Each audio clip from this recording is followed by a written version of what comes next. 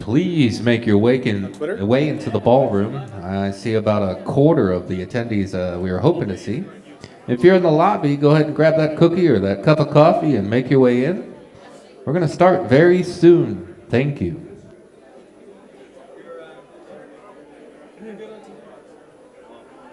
Better on radio.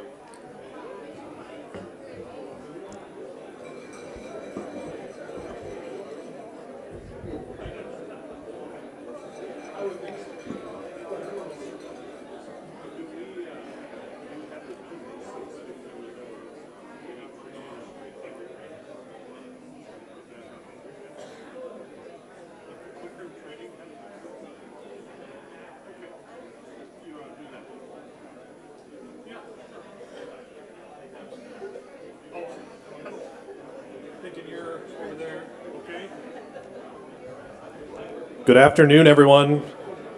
Please make your way into the convention hall. And as you do so, pick up a raffle ticket. Yeah, a raffle ticket, those red raffle door prizes. And drop them off in the bucket. Can you hold the bucket up high there? There's the bucket right in the middle of the... I'll give you a minute to drop off your door prize raffle tickets before we start drawing for some fabulous prizes.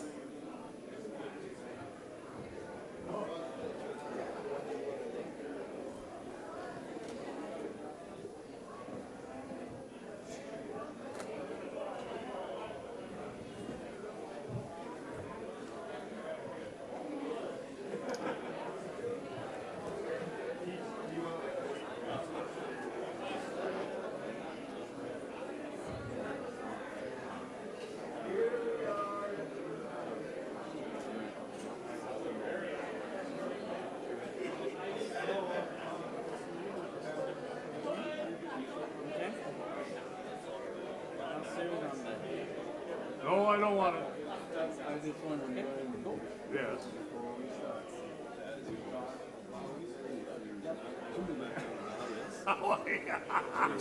Remember, about. Last chance to get your door prize tickets in the bucket over there. Roger Wise, come on. Follow the instructions, Roger. Okay. Get those tickets in the bucket.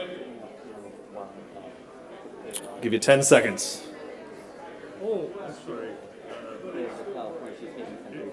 5 seconds. Oh, we even do credentials. Yeah. Oh, then I'm in the wrong place. I'm sorry. Don't worry. Thank you.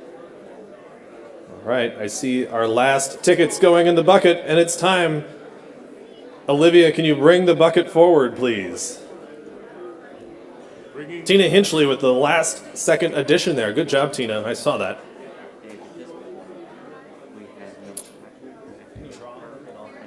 Okay, our first prize. I'm a ways off.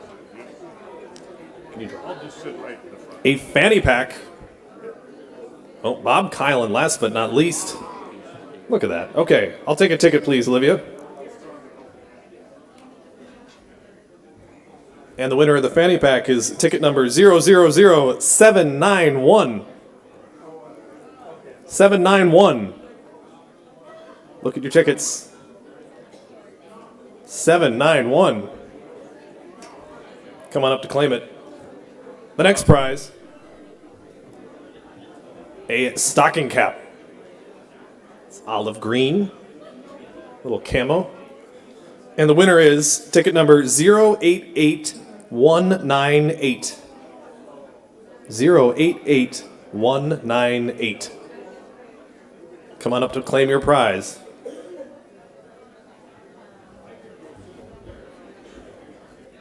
This is a staple of every kitchen. A Farmers Union coffee mug with the plow, rake, and hoe insignia. Yeah. Yeah, I hear some cheers there. 088283. 088283. I think we've got a winner. We'll get that to you in a second.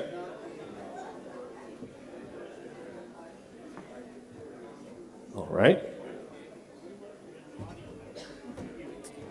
Got a Farmers Union member sign. Ooh. 088262. 088262. Look at that over there. We got a winner.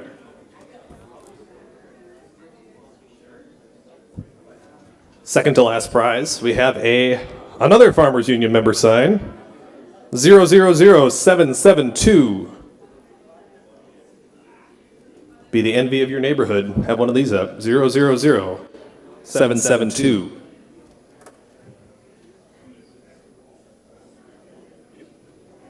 And our final prize,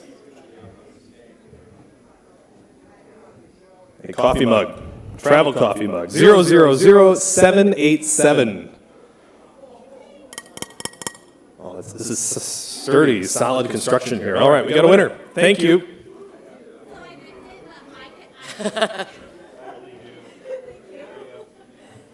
All right, thanks everybody. Alrighty, let's get this afternoon session kicked off. Hopefully folks enjoyed participating in some of the breakout sessions. Maybe grab lunch outside the hotel. The weather's cooperating for the time being. And it won't be long before we get into the meat, if you will, of what Farmers Union conventions are all about with our policy debate and our grassroots policy development process coming to life here so that we have guidance going into the next year.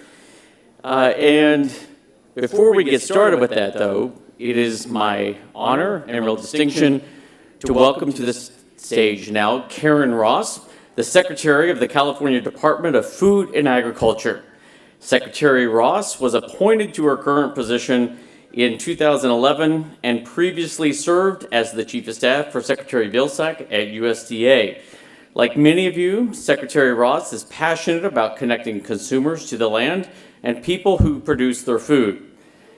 I'll also add that Secretary Ross grew up on a farm in western Nebraska where she was active in 4-H. Please welcome a friend of Farmers Union, Secretary Ross, to the stage for some remarks. Thank you, Rob. And my job is very easy. It's to welcome you to California and say everything's fine here, regardless of what the headlines might say about all the challenges we face in California. I will have to say that when my husband walked into my office about 30 plus years ago and said, guess what? I got the job of my dreams in California. I had just graduated from the Nebraska Ag Leadership Program. And he left the office, and I turned to a friend and said, do they have agriculture in California? Well, I am here to assure you we have agriculture, and it is so unique, and I feel so fortunate. In many ways, that's how I first met Rob, was when we were working on getting that specialty title into the Farm Bill. And in many ways, it seems like a mischaracterization to call our fruits and vegetables and tree nuts and nursery products specialty crops, but they are special. And that's one of the things I learned quickly about the state of California.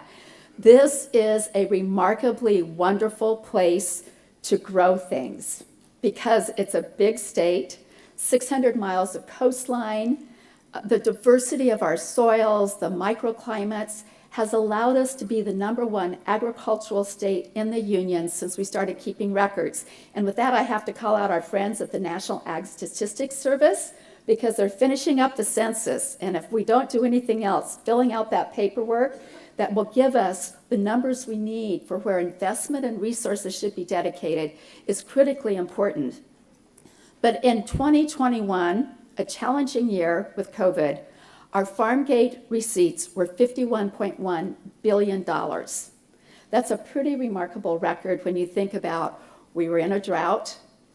That was the second year of some of the most historical wildfires we've ever had, and another year of extreme heat events. When I think about that $51.1 billion, I think about the people and the diversity of what they do. We have over 400 crops that are commercially viable. Many of them are about an acreage like this, but we have 80 crops that are grown almost solely in the state of California. And yet, what is the #1 crop in California? Where's my dairy campaign, California? Aha! Has been #1, continues to be number one. Over 18% of the milk production in the United States comes from the great state of California. Thank you, dairymen, very much. But then we get into all those other specialty crops. Grapes, all grapes. California is the world's fourth largest wine producer. So, Rob, I have to put in a plug. I hope that you go out and enjoy the good food and the good adult beverages that we do create here in California. I have to say that because I enjoyed 14 and a half years as president of the California Association of Wine Grape Growers, which is a natural evolution for a farm girl from western Nebraska to grow up to be the president of California Wine Grape Growers. Almonds, nursery products, cattle are our fifth largest crop, berries, lettuce, tomatoes, walnuts, rice, the sushi rice. If I haven't made you hungry yet, I could continue to go on and on. But what I wanted to do today in this very brief amount of time is really share with you some of the policy direction that we're going on in California that is very different from the place that I grew up and where I come from. We are home to the largest organic acreage. Jerry, hi. Mr. North Dakota is right here. We have 2.1 million acres of organic production that's certified here in the state of California. That's about 36% of the organic production nationwide, $14 billion in value. That's an important crop for our small farms, which brings me to another important statistic. Who all thinks about California agriculture as big ag? Okay, 69,000 farms. 89% of our farms are 500 acres or less, and 70% of our farms are less than 100 acres. We care deeply about some of the things that I'm sure Secretary Vilsack talked about and probably Linda Humiston talked about this morning. And that is, how do you, National Farmers Union, who's so focused on historically underserved, small farms, family farms, how do we ensure the right policy to the marketplace? And how do we capture the full value of everything you do on your farm? I'm so proud of California agriculture because it's not just what we grow, those 400 crops, in the billions and billions and billions of farm value, but I'm proud of it because of how we grow those crops. Yes, we get more than a little nudge from our regulators in Sacramento when it comes to environmental standards and labor standards, and yet that is part of farming in a highly urbanized state, a state that's number one in ag, but it's the highest population, 40 million neighbors, 40 million voters, where one of our biggest crops are ballot initiatives. Not the best way to make public policy. But what I want to touch on are a couple of areas where we're very active in the policy arena. One is on climate change. When you grow the kind of specialty crops that we do here, in a state with the kind of natural resources and biodiversity that we do have a strong environmental ethic. But we also know our wildfires, our extreme heat events, a record-breaking 10 days of over 100-degree weather right at harvest time for many of our crops, which broke a 1,000-year record, means something's changing in our atmosphere. The extreme weather events that we've suffered throughout the country, something's changing. And here in California, we're very focused on climate change, not only how we can adapt to climate change with the strategies that we put in place, but more importantly, what can be done to mitigate climate change.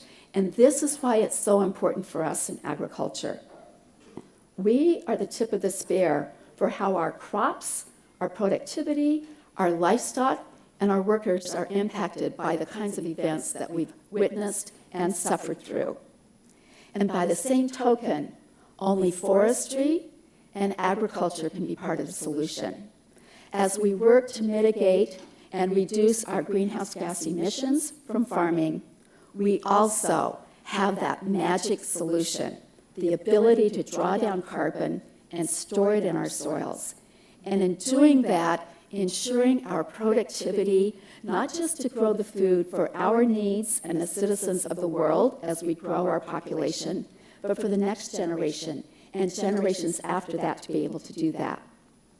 The fact is that opportunity to focus on things like healthy soils, water use efficiency, improved fertilizer efficiency, dairy digesters that are part of renewable energy, and increasingly our alternative manure management practices that are all about capturing value streams of what we historically thought of as waste and creating value and opportunity for another revenue stream on the farm.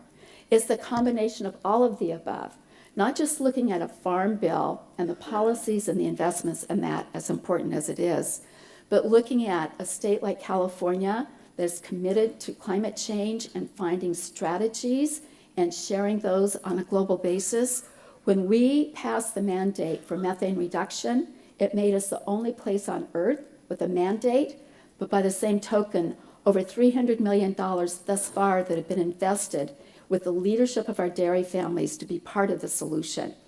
We have put over $500 million into healthy soils, on-farm water use efficiency, pollinator habitat, and methane reduction. That's just from my department and climate-smart ag practices.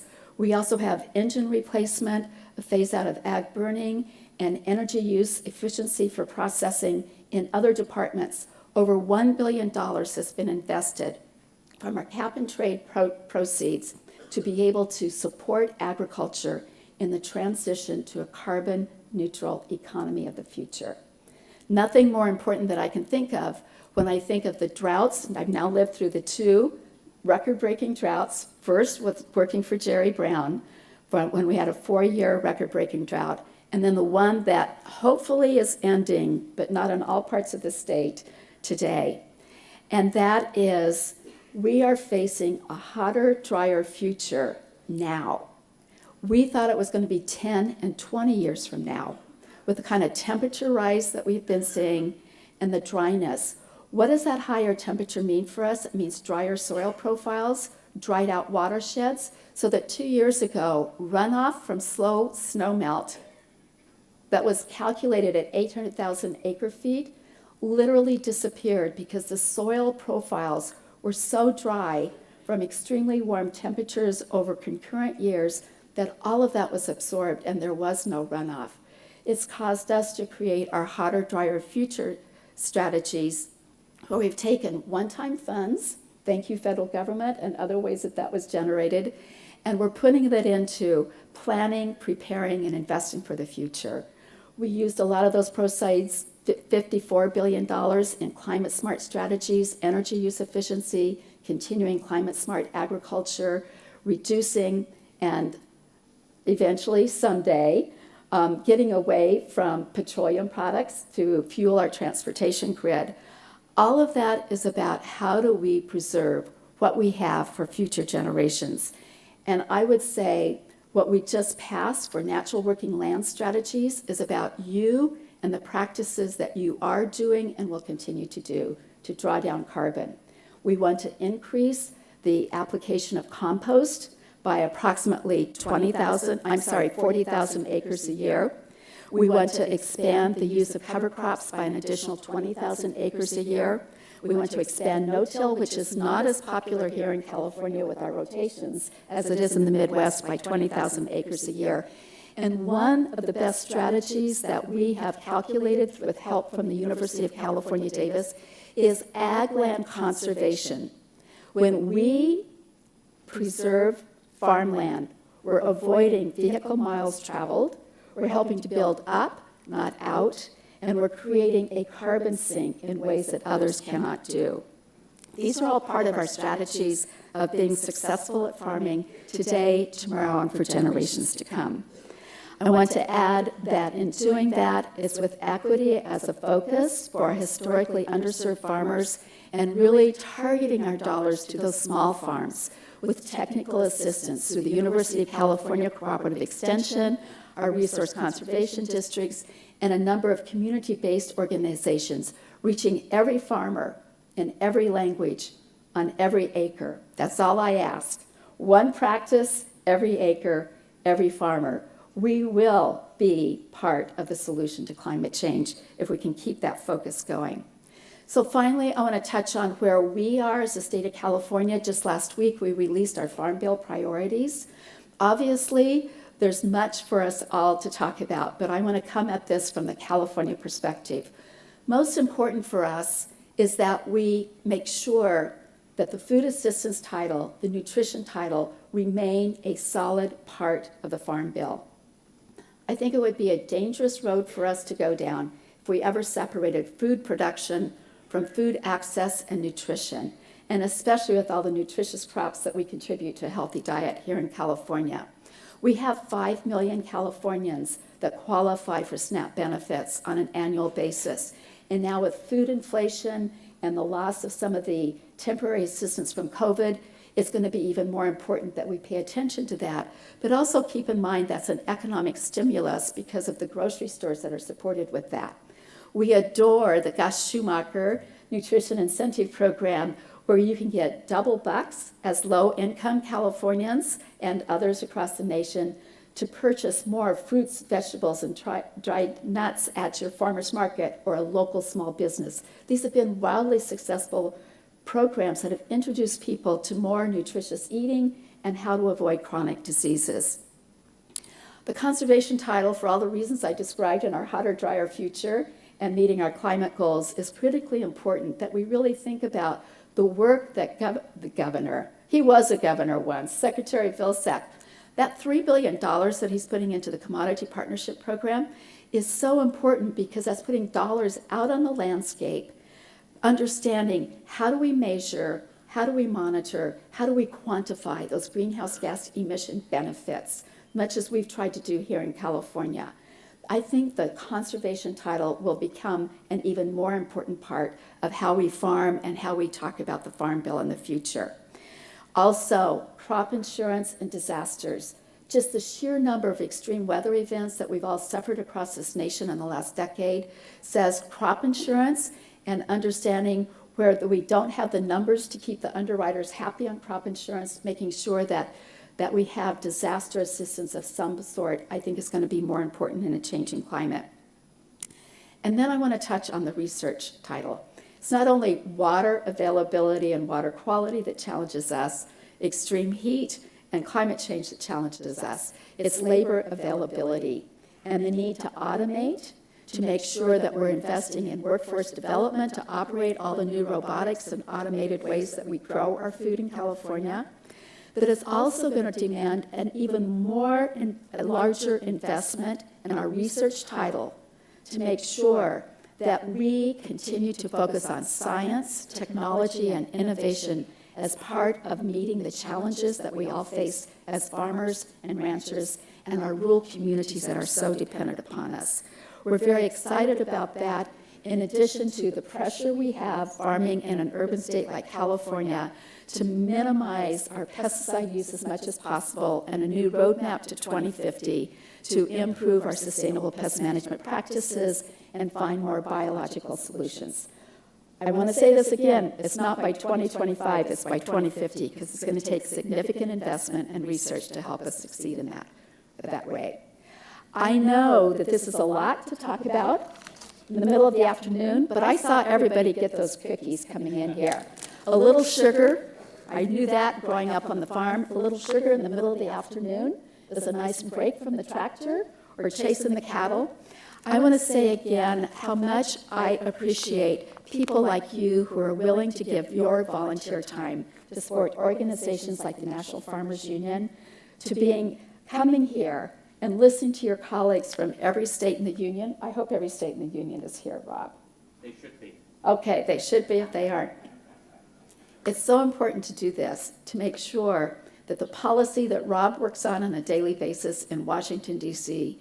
is a reflection of what your needs as farmers and ranchers, your needs of your neighbors and your rural communities will be able to thrive with, because you're focused on the right policy, giving the right signals to the marketplace, and doing it working together in a very unified way. I appreciate all that you do. I thank you all for being here. And please do find time to enjoy the good food, the good wines, the good dairy products, and anything else you want to enjoy in San Francisco. And if you have a chance to go to wine country, remember, we're the 4th largest wine producer in the world. Welcome to California. Thanks, Rob. Thank you so much.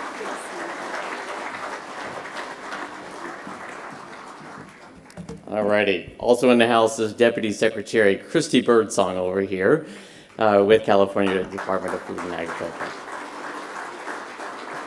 A dear friend, and I would argue one of the best damn ag lawyers around. So the department here is very lucky to have her. Now it's time to present NFU's coveted award for excellence in agricultural journalism, which is named in honor of Milt Hackle, who had a 40-year career with Farmers Union. He started in 1952 as the editor for Minnesota Farmers Union. In 1975, he came to National Farmers Union, where he was an author and editor for our weekly Washington newsletter. Hackle continued to write even after his official retirement from NFU in 1983. Milt Hackle has been described as a giant and the greatest in his farm writing field. We'll now be joined by Chad Frankie, president of Rocky Mountain Farmers Union, to help me present this award.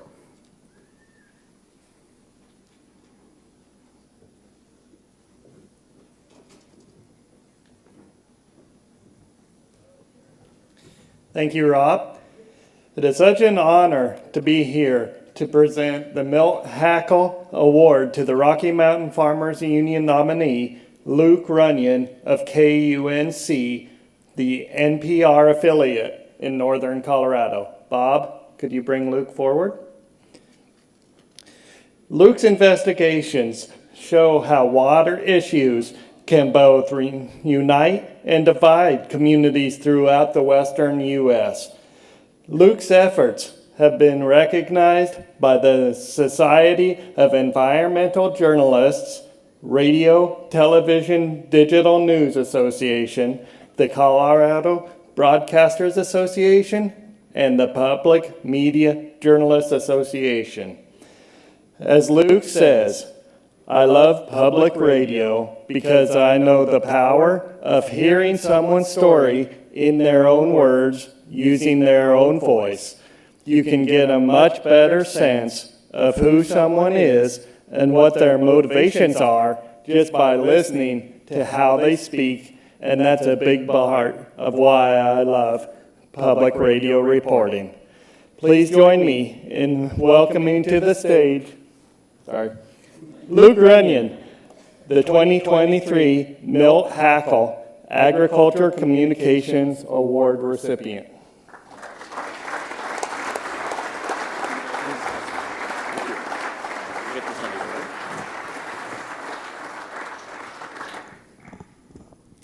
Hi, everyone.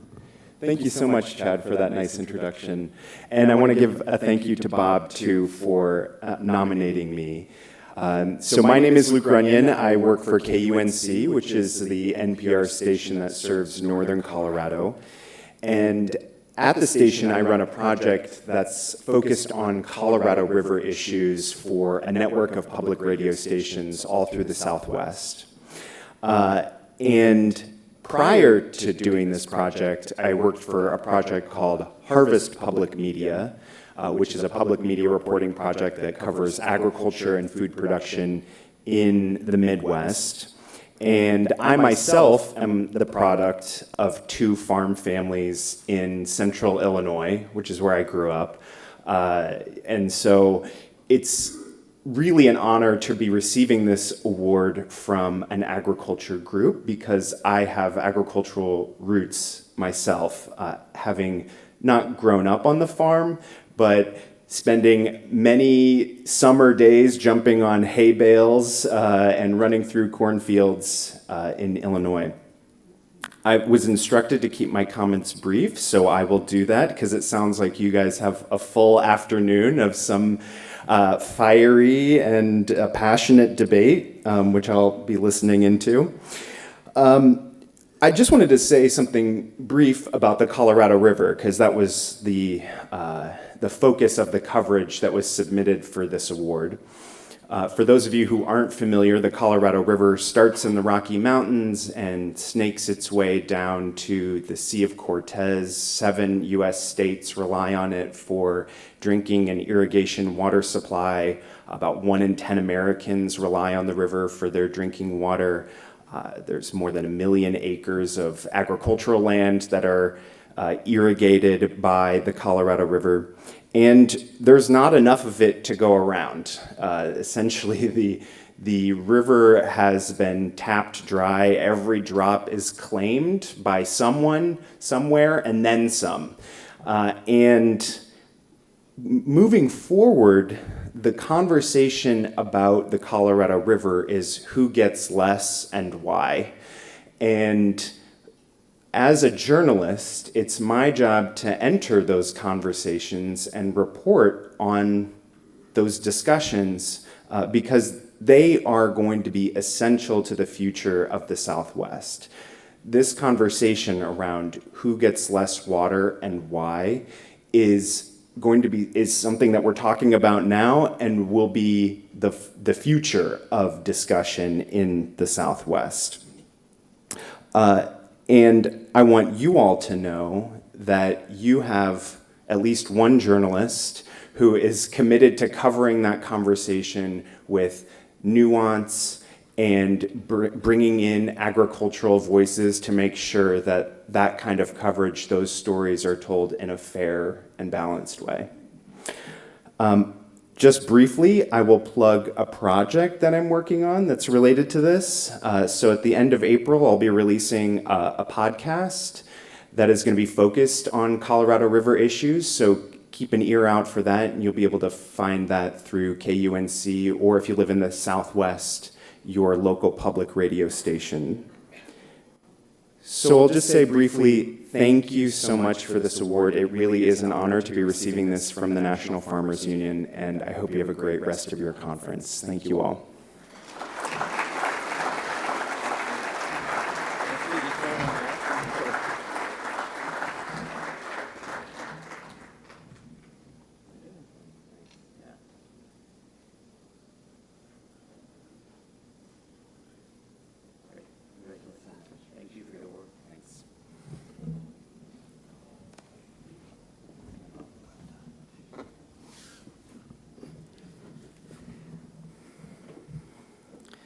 Alrighty. I don't know if there's anybody else in this room that likes to look for a good podcast opportunity out there, but I'll be on the lookout for that one when it hits. At this point, I'd now like to welcome to the stage the CEO of our top sponsor, Farmers Union Industries, Dale Bednarik. Dale.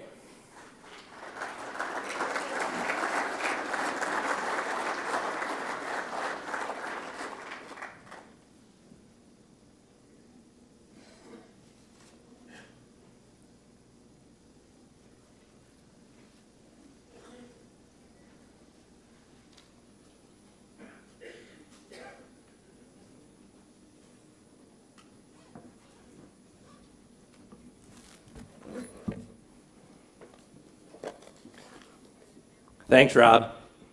Good afternoon, everyone. It's a pleasure to be here this afternoon.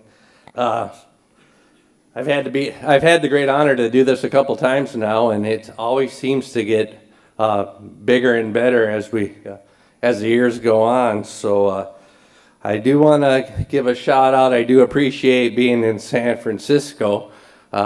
Being from Minnesota, we have 2 seasons, mosquitoes and winter, and right now, we happen to be going through another storm up there, and for those that don't know, we are a rendering company, and when you get a lot of snow like this in cold weather, we end up getting a load of feathers that came in, and it came out in 30,000 pounds big ice cubes. So it's a little difficult during this time of the year, but we seem to manage through it. But like I said, it's always a pleasure to be here, and I know you all are looking forward to an afternoon of policy, so I won't take up too much of your time today. So, oops, here we go. Just like the National Farmers Union is celebrating its 121st year, in May of 2023, Farmers Union Industries will be starting our 94th year of business. FUI is what I call the operating division. It's where all the action takes place. It's who I am and my fellow employees work for. Our ownership group, as you can see on the slide there, it includes the 5 farmers unions from Montana, South Dakota, North Dakota, Minnesota, and Wisconsin, called Farmers Union Enterprises. Them, along with Farmers Union Marketing and Processing Association, are the owners of Farmers Union Industries.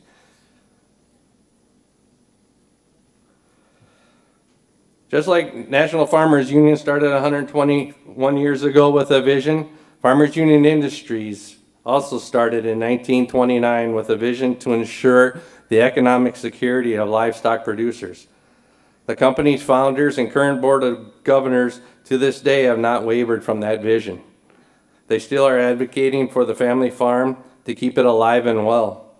Their passion and direction hasn't stopped, and it is truly an honor to work with them and for them. Our success as an organization is very much attributable to them. So just to give you, changing directions here a little bit, just to give you a kind of an overview of Farmers Union Industries, the company's footprint didn't change much in 2022. Their primary focus has been in agricultural with a concentration and increasing presence in the pet food and human food industries.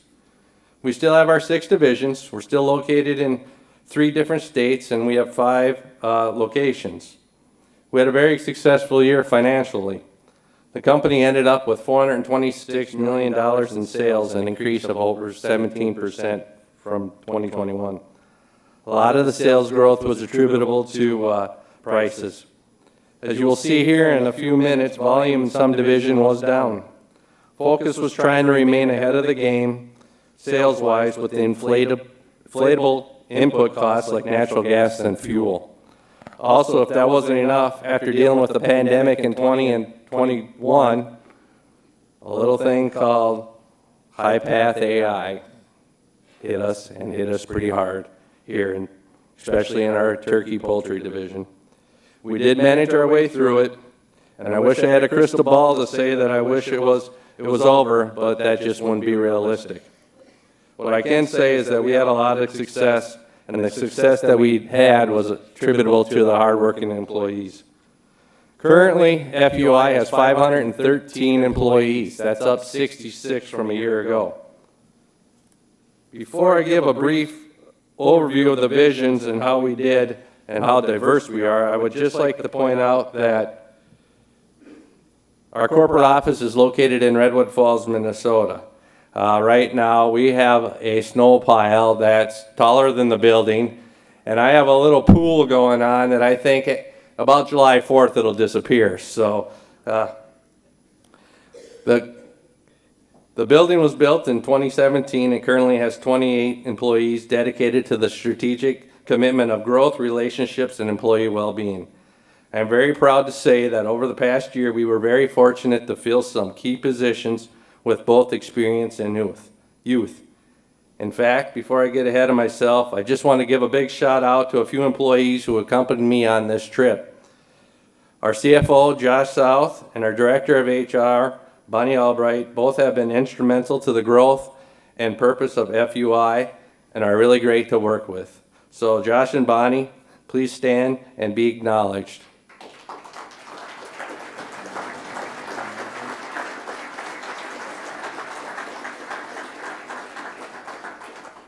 Now quickly a little bit about our 6 divisions, because I know you guys are anxious to get the policy. Central Buy is our largest division, located in Redwood Falls, Long Prairie, and Esterville, Iowa. It is the rendering division, and like I said, you don't want to be in rendering this time of the year, but we manage our way through it. As you can see, company sales were $254 million, up 21% from 2021, primarily aided with high commodity prices. Commodity prices were strong and continue to be strong. Year-to-date, pounds rendered, we rendered 1.72 billion pounds of material in 2022. That was down, actually, from 2021 by 68 million pounds.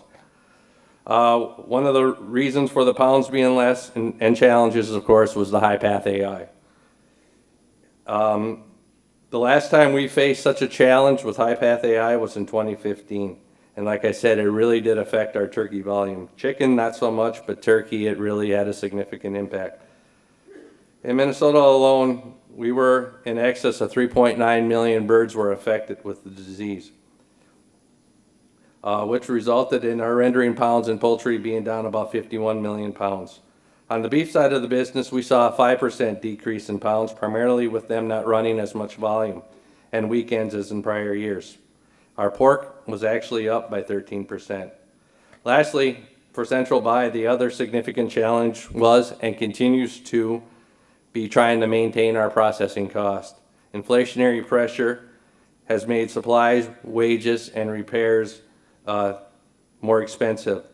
This leads to an increased pressure to run more efficiently as it costs us more to process on a per pound basis.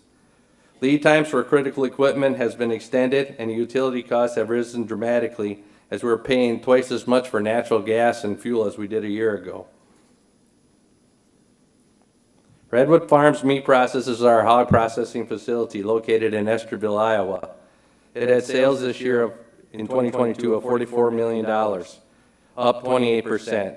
So far it had processed 272,000 animals, up 20,000 from 2021.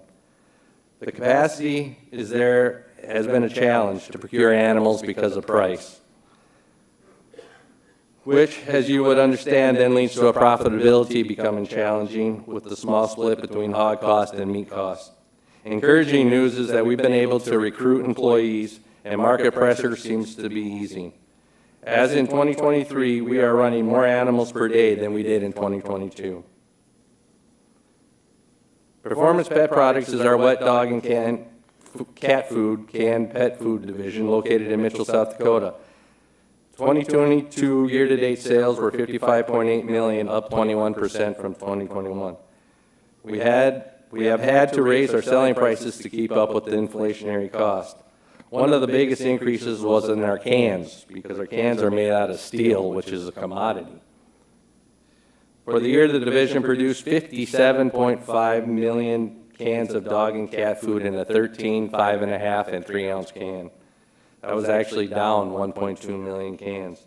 The division is challenged with some supply issues and increased ingredient costs, but have been able to manage through it. The focus in 2023 will remain on improved processes, and I'm proud to say that their new corporate office, which will be completed in the next 2 weeks. The team is really looking forward to moving in.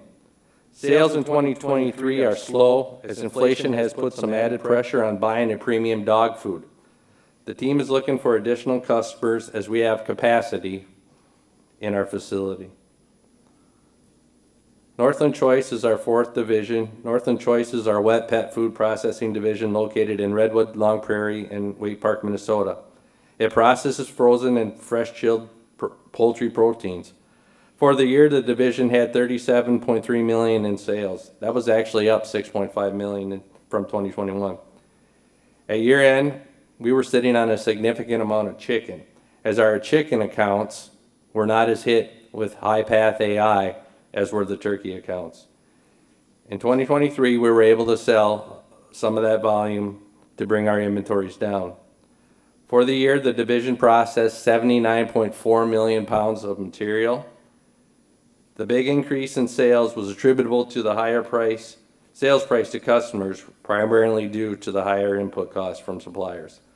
The hope is high path AI again stays relatively quiet, as migration to Minnesota will soon start as the turkey accounts are still in their recovery mode.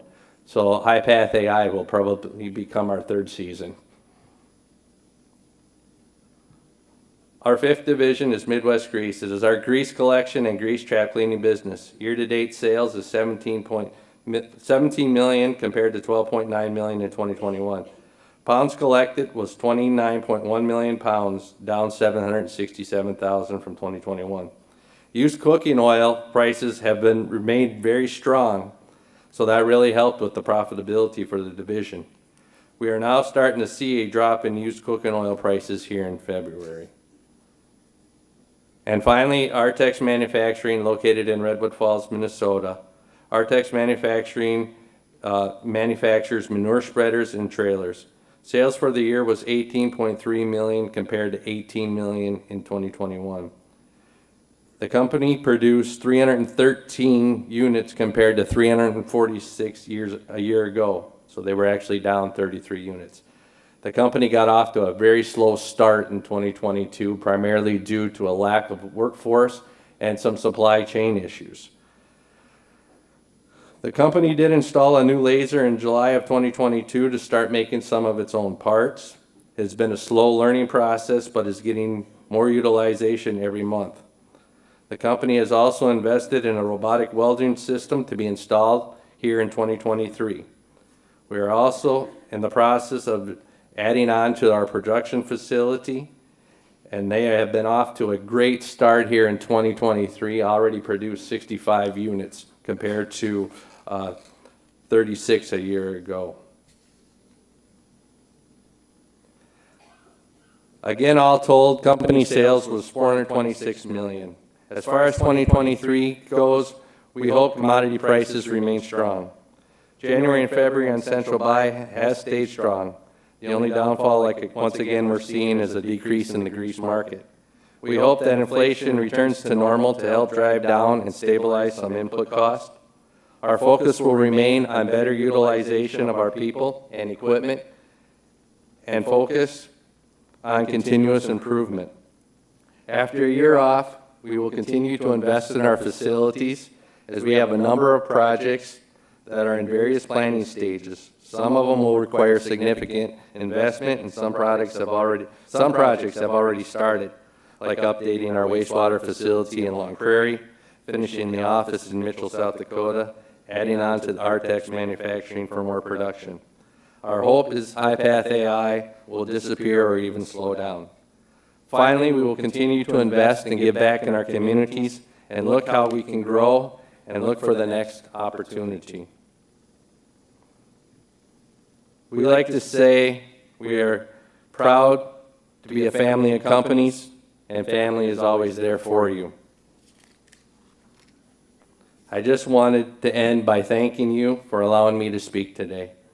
I wish you all the success in 2023. We at FUI are very excited and proud of what we have accomplished and what we are doing. We also want to thank you for allowing us to be a part of your convention. It's been an honor, once again, for us to come here and tell our story, as your story has led to us being able to hire some people within our organization. They're very proud of who we are and what we stand for. And I would like to end, for more information on FUI LLC and who we are, please visit our website at www.fui.com, LLC.com. Thank you.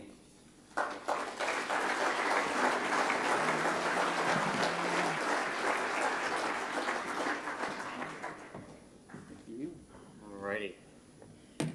And we know that the thanks is really ours for the capacity and just essential support that we get and receive from Farmers Union Industries.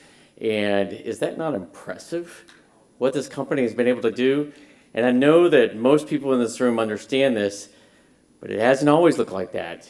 And there have been really rough patches over the years, but this is a business, a Farmers Union kind of mission also of really keeping your head down, pushing forward, and weathering those tough years in order to kind of build and succeed. So huge success and congratulations to Farmers Union Industries. Two quick things here, maybe three quick things. First of all, I cannot verify any rumor that may be going on out there that the seating order here was based upon a risk assessment of the troublemakers. And whether or not we thought it best to keep troublemakers closer to the front to keep an eye on them or not. Can't verify it.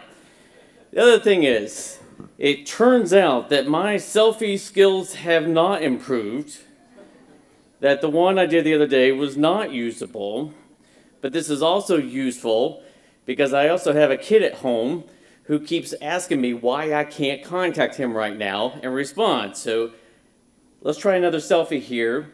Then I'll be able to send that his way and let him know what we're up to. Hang on a quick second. And Yeah, say cheese and wave your arms or something here. Okay, look alive. 1, 2, 3, woo! Farmers Union. Okay, we'll have to work on the passion back here.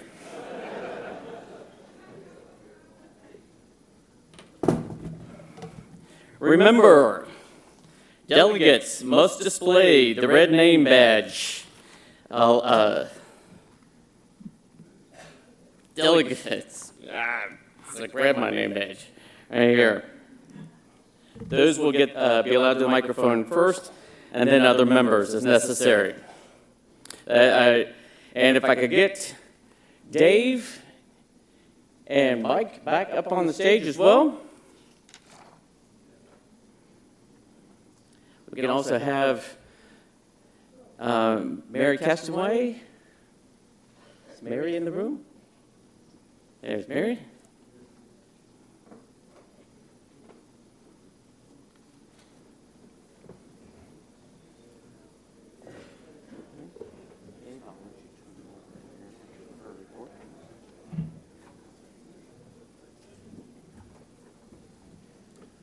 Thank you, President LaRue. In a moment, we will hear from the chair of the Credentials Committee, who will provide its final report, which will identify the number of members per state and the delegates representing that state in this convention. I would ask you to also note, please, that each state president is a delegate with one unweighted vote, and there are 28 of those to be included in the delegate count that will be reported by the chair. So, Mary, the floor is yours.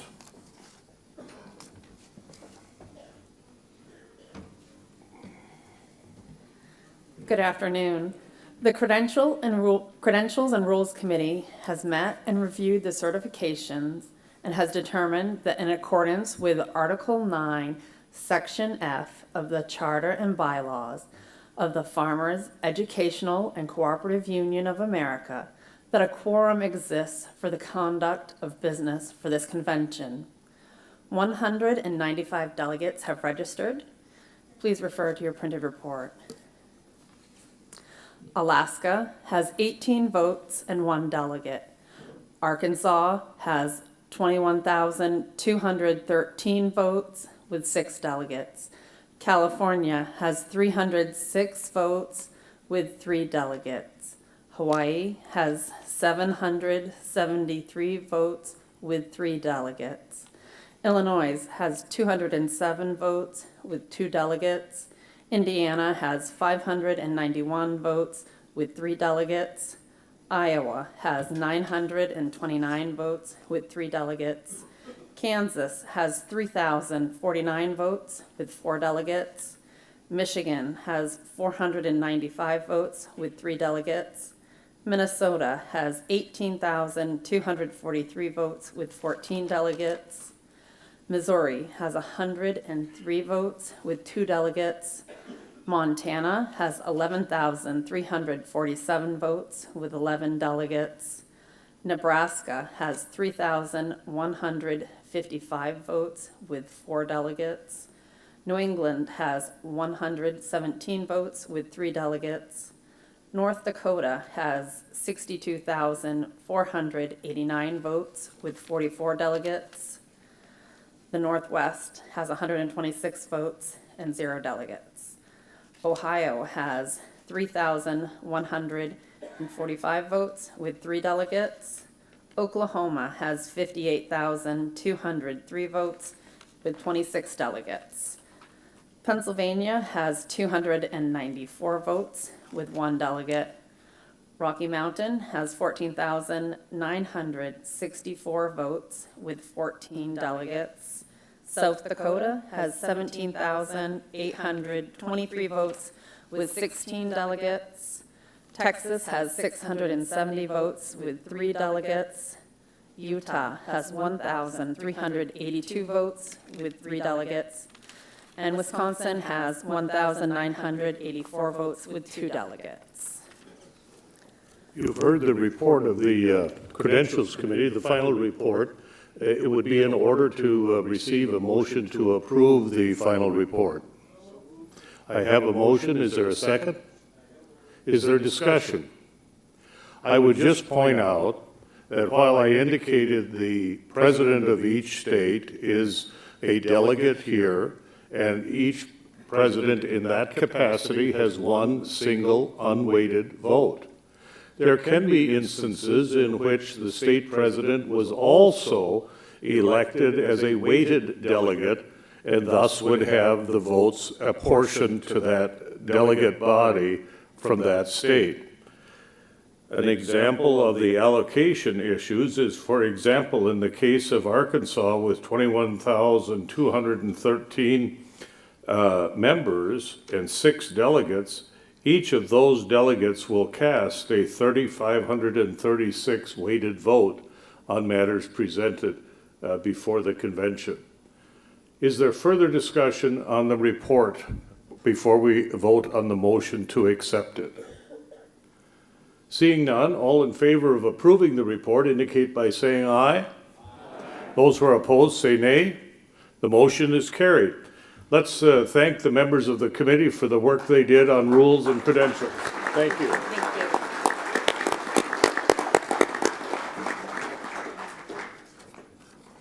Is it back to you?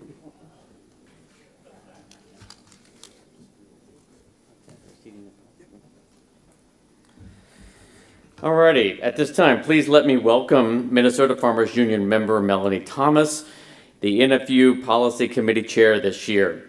Melanie raises certified organic small grains and row crops in northwestern Minnesota near the town of Felton.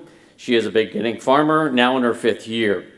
Melanie serves in several leadership roles with Minnesota Farmers Union, including Secretary and Treasurer of Clay County Farmers Union and Vice Chair of the Member Advisory Committee.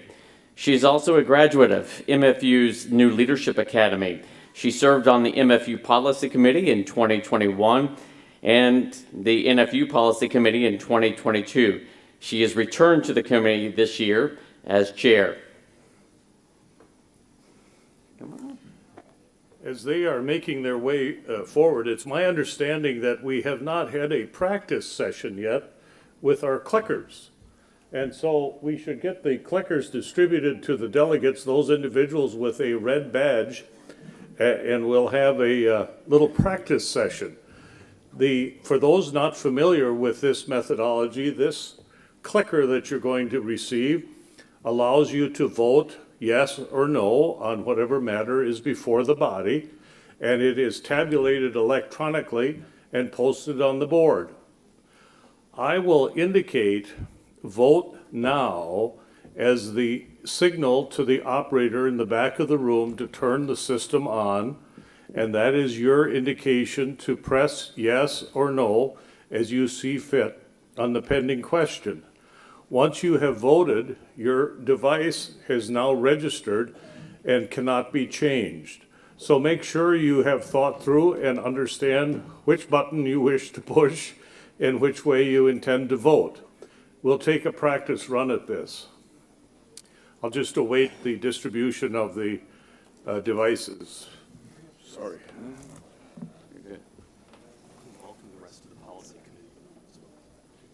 And during this time, I'd invite the rest of the policy committee to come forward as well, please. Policy committee, there we go.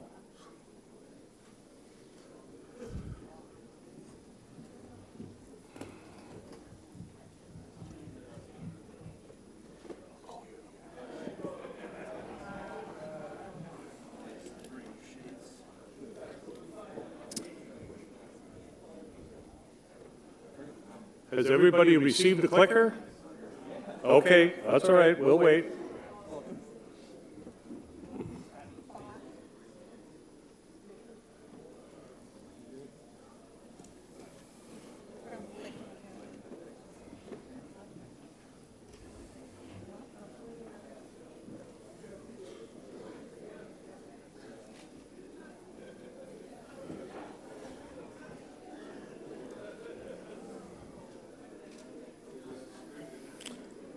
How are we doing now? Is there anyone without a clicker? Way in the back there. Raise your hand if you don't have a clicker, please, and are otherwise a delegate. What we are going to do is we're going to vote on the following proposition. The question before the body is, should President LaRue be required to take a remedial class on selfie picture taking? If you think he should, you'd vote yes. If you think no, then vote no. And my cue to the operator is the following: vote now.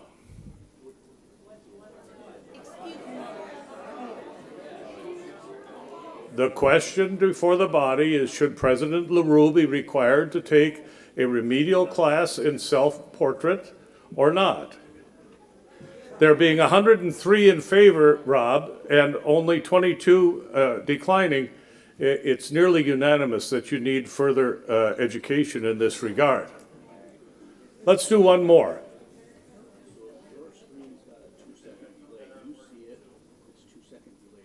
Thank you.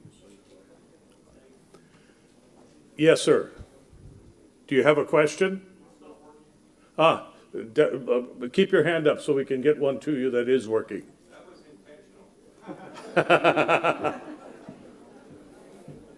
Has anyone else become aware of a malfunctioning clicker? All right. We're going to put another question to the body now.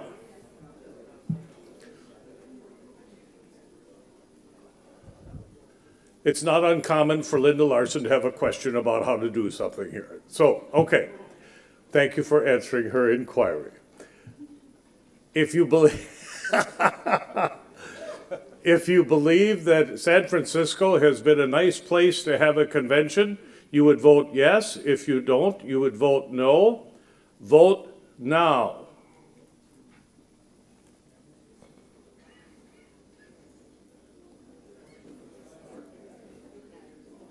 You got 4 seconds. 3, 2, 1, 0. Hey, overwhelming majority think it's a good thing. And you'll notice the timer. The timer will shut the clickers off, so you have a nice window of time to vote, but once you've voted, that is set. Everybody okay with this and understand what you're doing? All right, good. Then I'll call upon the chair of the committee to proceed as she deems fit for the consideration of the policy.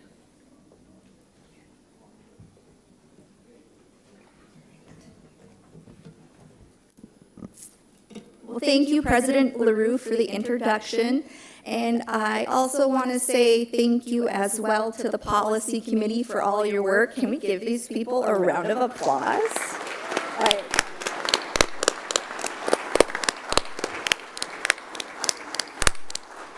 So yesterday, Mr. Veldy here said to have fun with this, and I asked him if that means I could say a dad joke, and he didn't tell me no. So much like myself, I'll keep this short. But I'm all right, I had to. It's my only chance. All right. So I will kick this off here. I offer for consideration of the body, beginning on page 208, line 16. Page 208. Yes, page 208. Line 16 through line 24.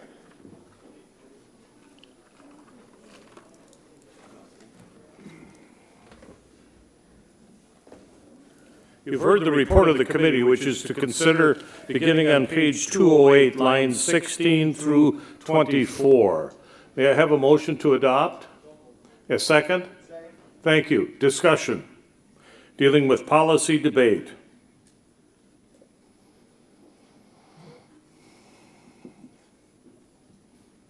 A provision establishing the tone of civility and engagement by the delegates. Seeing no one approaching it, Mike, all in favor of adopting this language indicate by saying aye. Aye. Those who are opposed say nay. Motion is carried. Next section, please. I offer for consideration of the body, beginning on page 15, line 1, through page 17, line 2, no addenda. You've heard the report of the committee, which is to adopt all of pages 15 and 16 and 17, which is the preamble to the policy statement of the National Farmers Union. May I have a motion to adopt? Thank you. And a second? Thank you. Discussion. Discussion. My goal here is I want to keep things going so we get through a lengthy document, but I also do not want to deny anyone the right to be heard. So don't trip on the chairs. I can see fairly well through the lights. Wave your hand if you want to be heard and we'll get to you. But seeing no one approaching the mic, all in favor of adopting the preamble indicate by saying aye. Aye. Those who are opposed say nay. The motion is carried. Next section, please. I offer for consideration of the body, beginning on page 18, line 1, through page 22, line 12, with one addendum. 22, line 12. You've heard the report of the committee. We're beginning on page 18, all of 19 and 20, and 21, page 22 through line 12. And please note the addendum on page 20, line 30. May I have a motion to adopt? Thank you. Is there a second? I hear a second. Is there discussion? Let me just comment. I should have done this at the outset. The addendum is part of the committee's report. It is not an amendment to the initial report. So it can be amended to the first and second degree as of yet. So we have through page 22, line 12 with the addendum. Is there discussion? Gentleman at the center mic, and when you arise, please identify yourself and the state that you are from. Thank you. No stranger to that. That's right. Justin Sherlock, North Dakota Farmers Union. On page 19, lines 17 and 18, I move to strike the inserted language. So let me reiterate it so that I make sure. Oh, the stricken language. Tell me where you are again, please. Page 19, lines 17 and 18, what's highlighted on the screen, the new language, I move to strike the insertion. To strike the assertion, okay. Is there a second to his motion? You may present your argument, please. So I don't disagree with doing either of those things. However, if you look at the rest of the language in this section, these are very broad, general goals of ours with farm policy. These two items seem to be very specific issues, and I think perhaps they belong in a different section later in the policy book, not sure where at this moment, but this is a broad general statement. Those are two very specific items. Further discussion, that being on the motion to amend by eliminating the new proposed language on page 19, lines 17 and 18. Is there further discussion? Is there further discussion? Seeing none, all in favor of deleting the proposed new language indicate by saying. Oh, did I miss someone? Oh. I recognize the delegate approaching the center mic. Jordan Shear, Oklahoma. Thank you. Wanted to, for clarification on, we really think that electronic signatures need to be utilized by FSA, so that's why there was specific language added that needs to be to lessen the burdens of paperwork. Further discussion. The question before the body is, shall the new proposed language on page 19, lines 17 and 18 be deleted? Further discussion. I apologize, I didn't see the delegate arising. I see a delegate approaching the center mic. Mark McAfee, California Farmer. Thank you. Is there any other narrative or information anywhere else in our policy that talks about availability of electronic signatures? Is there anywhere else? Can a member of the committee respond or to that inquiry? Not that we found. What I'm hearing from the committee members is that they're not aware of another section or location. I've been involved in some recent transaction, and the availability of electronic signatures is incredibly important, saving an incredible amount of mileage running back and forth and all kinds of stuff to be able to facilitate documents, which could be very extensive, doing USDA documentation or anything you want to do, FSA documentation. Electronic signatures is really, really important. And it kind of meets with technology advances and bringing ourselves in the 21st century. I think it's really important to keep that language in there. And would offer that we do retain that language, at least the last part with the availability of electronic signatures. Unless there's something I don't know about that. Thank you. Thank you. Further discussion? Everybody clear on the motion? All in favor of deleting the proposed new language on page 19, lines 17 and 18, indicate by saying aye. Those who are opposed say nay. Nay. The motion to delete fails. We have before us the language going through page 22, line 12, along with the addendum. Is there further discussion? Is there further discussion? Seeing none, all in favor of adopting this language, including the addendum, indicate by saying aye. Those who are opposed say nay. The motion is carried. Next section, please. I offer for consideration of the body, beginning on page 22, line 13, through page 27, line 4, with one addendum. The committee is reporting for the body's consideration the balance of page 22, all of pages 23, 24, 25, 26, and through line 4 on page 27, along with the addendum on page 25, line 14. May I have a motion to adopt this language?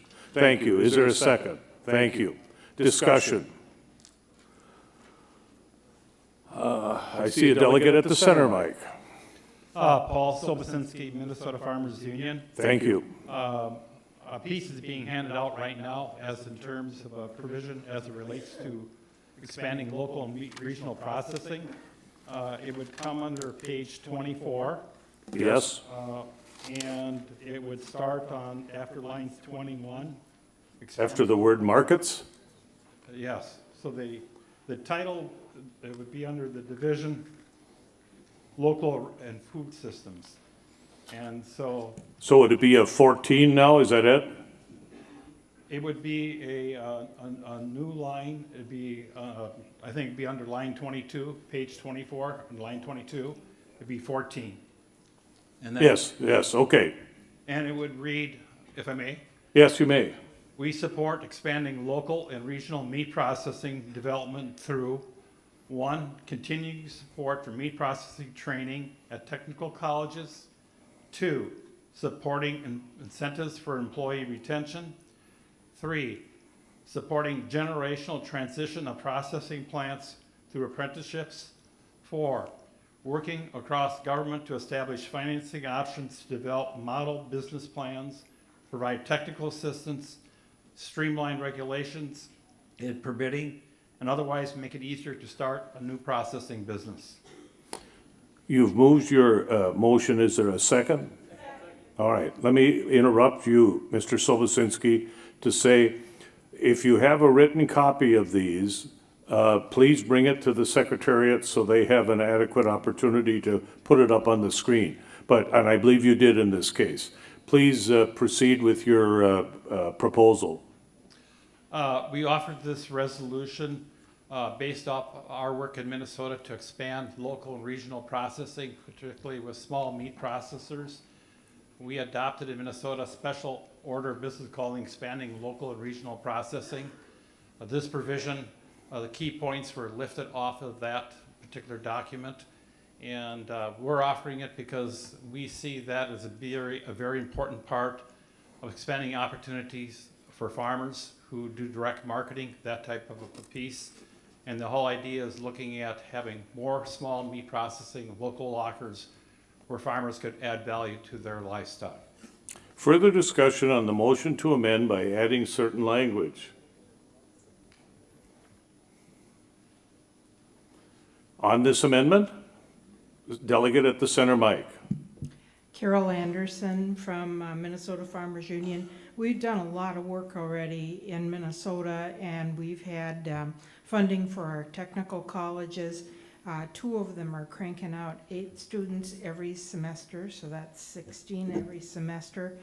Our local meat processors need trained workers.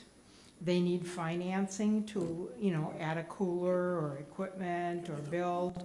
And I think we, as National Farmers Union, needs to get in front of this, support these kinds of programs, particularly with the funding coming through to the Farm Bill and through rural development, which is part of the Farm Bill. Thank you. Further discussion on the motion to amend by adding certain new language. Did the maker observe on this, is it on the screen as you wish it to be?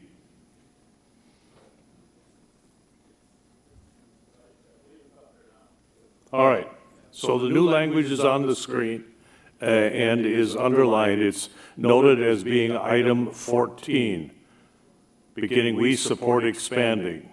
Further discussion. Take your time. Delegate at the center mic. Mark McAfee, California Farmers Union. I stand in support of this. I think it's brilliant. I think it really addresses what Vilsack was talking about this morning in terms of lessons from COVID. The big aggregated, completely consolidated meat processing plants failed us, and we didn't have the local to have as a backup. And we really need to get the grassroots going here to support what Vilsack talked this morning. What you're doing is right on the money, and needs to be more local control, more local distribution, more local opportunity for farmers to take their beef to their local markets or their chickens or whatever they're doing to feed us as a nation and not just rely on something 1,000 miles away. Thank you. We support it. Further discussion. Seeing no one else approaching a mic, all in favor of adopting this new language indicate by saying aye. Aye. Those who are opposed say nay. Motion is carried.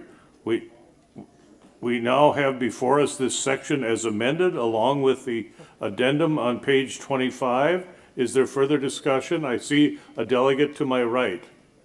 Steve Child, Rocky Mountain Farmers Union. Thank you.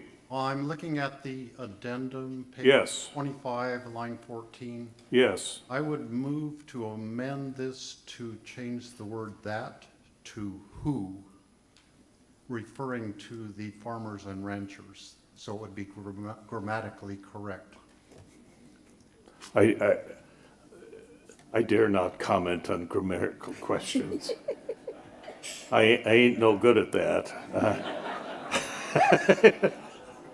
Is there a second to the gentleman's motion? Okay, is there further discussion? The issue is, shall we delete the word "that" in the addendum and substitute the word "who"?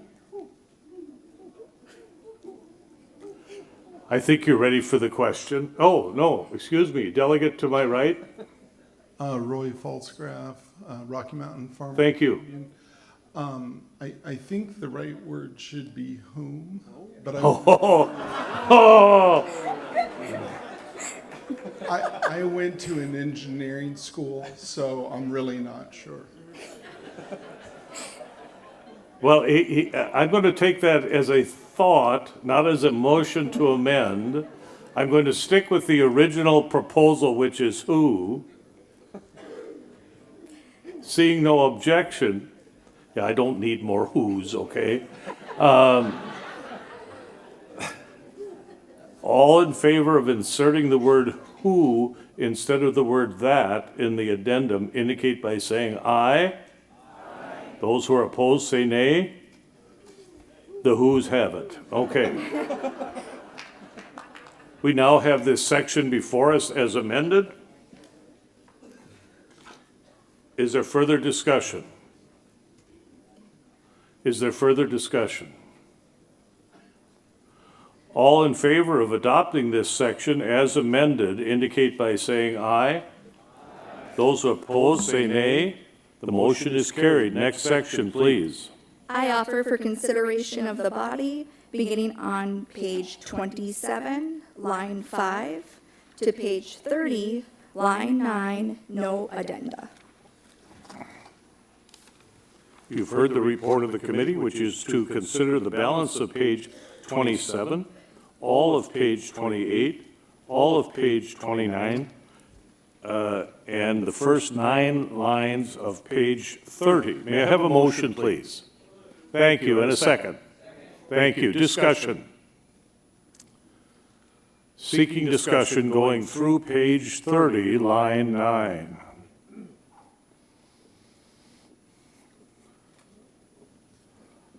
I don't think so. Nope. All in favor of adopting this language with there being no addendum indicate by saying aye. Those who are opposed say nay. The motion is carried. Next section, please. I offer for consideration of the body, beginning on page 30, line 10, to page 33, line 23, with one addendum.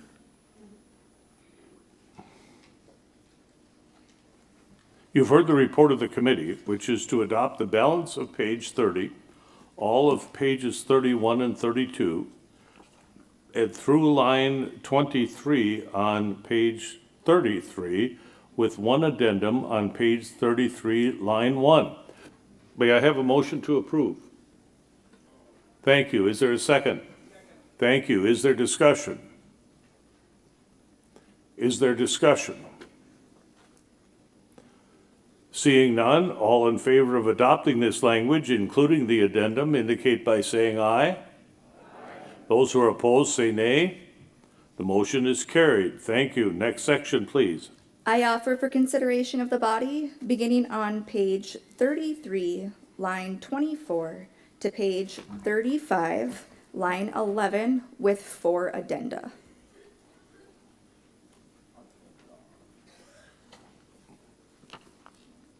Did you go through line 11? Isn't there only 2 addendums then? 35. Excuse me. You've heard the report of the committee, which is to adopt the balance of the page 33, all of 34, and through line 11 on page 35, including, as the chair properly corrected me, 4 addendums on lines 34, or page 34, lines 7, 10, 13, and 13. May I have a motion, please? Thank you. Is there a second? Thank you. Discussion. And take a moment to make sure you see the consequence of the addendum language.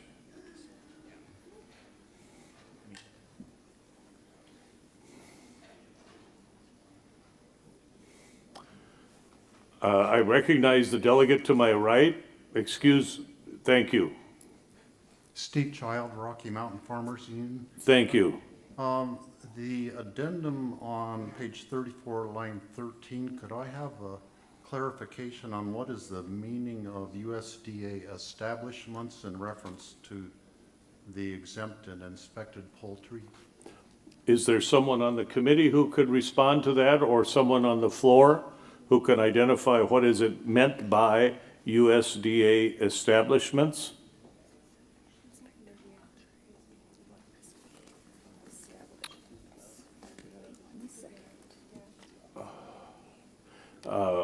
I'm hearing from the committee that It's exempt versus non-exempt? I don't know. There was a gentleman from Indiana, I think, who brought forward this proposition, and he may have left. Is anybody in the delegate body able to comment on what is meant by USDA establishments? Can you? Yes, sir, Mr. Chair. Michael Kovash, Pennsylvania. Thank you. It was brought forth by Greg Gunthorpe. Greg's got a USDA red meat and poultry plant on farm, and the law states that he can't have uninspected poultry in his plant ever for any reason. So that's what he's hoping to avoid. Technically, even at my own farm stand, when I'm selling fresh Thanksgiving turkeys that were processed at a custom shop, I'm breaking the law. We didn't hear that part. I meant my neighbor. I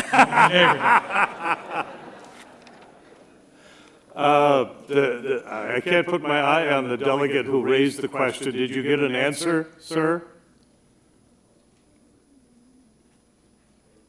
Yes, I understand, and it could mean farm stands or it could mean processing plants, so the wording seems fuzzy to me, like it could be tweaked a little, but I don't know how, I wouldn't know how to amend it.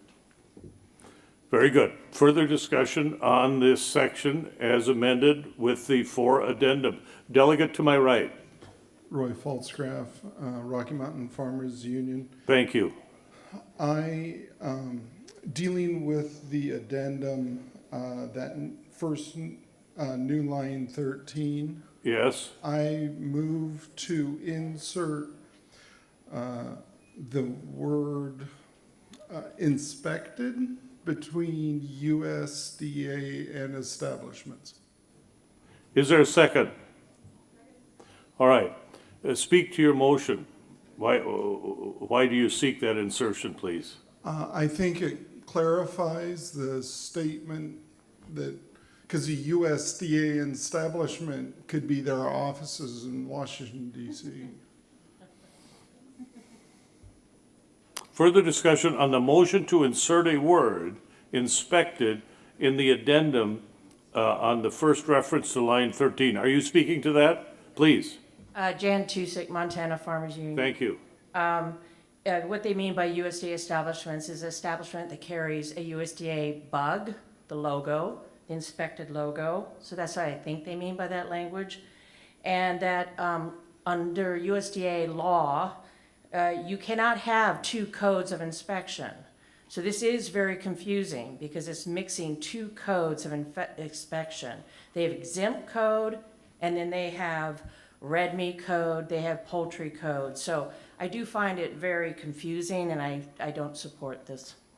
Wait now, you're speaking against the insertion of the word inspected, or are you speaking generally? Generally. Thank you. Yes. Further discussion, the pending question is whether to insert the word inspected between USDA and establishments. Delegate approaching the center mic. Floyd Miller, North Dakota Farmers Union. Thank you. I raise cattle. I don't butcher them myself, but I process deer for people. So this word inspected has to be in here. There are some establishments that can be inspected and do beef and deer, but they have to, or venison, whatever, but they have to have an extra inspection. So that's kind of good to have this inspected in there, I feel, because they got to keep the meats all separate. They can do it in the same establishment somehow, and the agency should be able to tell you. But yes, I don't want non-inspected whatever meat next to this other one, so we need to get the right wording somehow. What that is, I'm not sure, but yes. But you speak in favor of inserting inspected? I think so, yeah. Further discussion? Further discussion? The gentleman wish to be heard? I guess not. Further discussion? The question is to insert the word inspected. I see some movement, but I'm not, okay, all right. No one wishes to be heard. On the question of inserting the word inspected, all in favor indicate by saying aye. Those who are opposed say nay.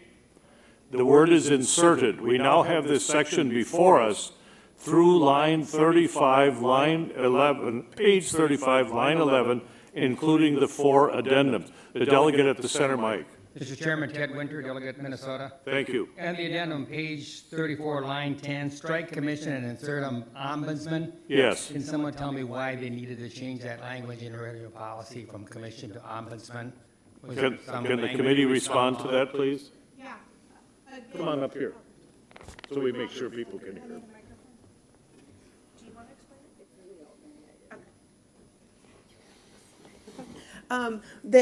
When it was presented to us, the commission The commission has to be like a hired position that goes through a longer process. No budsman can be an appointed person in the government who deals with these type of, if there are issues of like fraud or complaints that they can work with faster. So it's a faster way for this appointment to happen. And then it's somebody who would work directly with the processor to deal with these issues versus going a roundabout.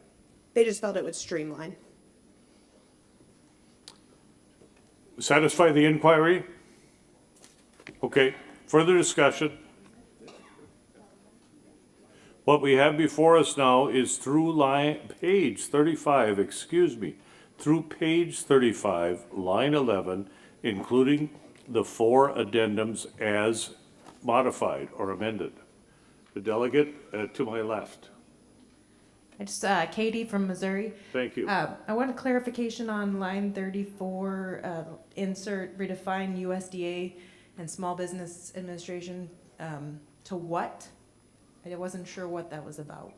Read the language that in the addendum redefined USDA and Small Business Administration, SBA, definitions of very small, and large establishments. State your question again, please. I'm not sure what they want to redefine it to. Okay, one of the members of the committee can speak to that addendum. Paul Neubauer, Montana. The maker of this policy did not offer a specific redefinition, though he did identify what the current definition was and indicated that it was not in the favor of small family farms, and that those things referred to as small and medium sized do not qualify as such. I don't have the exact numbers in front of me, but they're discoverable, or they're somewhere in this book. If you give me enough time, I can find them. Sure, it's just if you say to redefine it, then they could redefine it in the way that we don't want them to, if it's not specific to what we want it to be. Thank you. I didn't hear a motion in those comments, but rather an inquiry. We now have before us, through page 35, line 11, including 4 addendum as amended. All in favor of adopting that language indicate by saying aye. Aye. Those who are opposed say nay. Motion is carried. I'm going to relinquish the chair to Mike Strands, who will continue working with you on the policy deliberation. Thank you.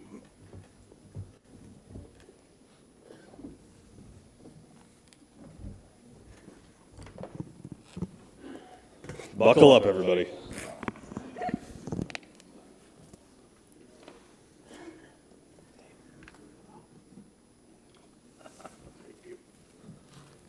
All right, Madam Chair. You ready to rock? Let's do this. All right. I need to think of a better dad joke, too. I was not prepared. I'm glad you brought that. That was great. All right. I offer for consideration of the body, beginning on page 35, line 12, to page 38, line 5, with 1 addendum. Is there a second? You've heard the motion for the consideration of page 35, line 12, all of page 36, all of page 37, and the first 5 lines of page 38. A delegate at the center mic. Yes, George Davis, California. I'd like to speak in opposition to the insertion of the language on page 37. Proceed. Yes, this section or addition wishes to eradicate endemic diseases in wildlife, in grazing lands, in wild grazing lands. I think that's a laudable goal, but it's an overreach. It's going to have a lot of unintended consequences. There are many diseases endemic in wildlife and in nature, and nature also provides immunities. It also provides such things to be building blocks for biological solutions that occur in nature that we don't actually know about by and large. And this is an overreach into the domain of nature. If it's a problem for us on a one-on basis, I think it's appropriate that we deal with it as it impacts our wildlife.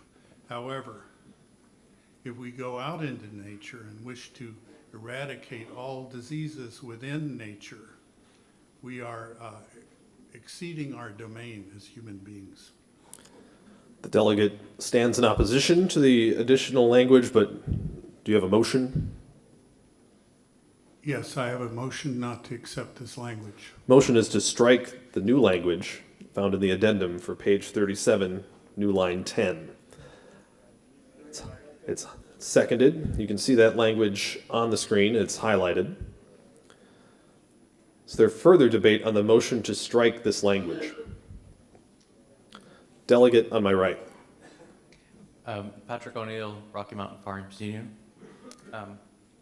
The original language that we submitted to the policy committee was modified, and the intent was to address brucellosis and chronic wasting, and that was shifted to eradicate endemic diseases, and so I'm not sure what the right mechanism is.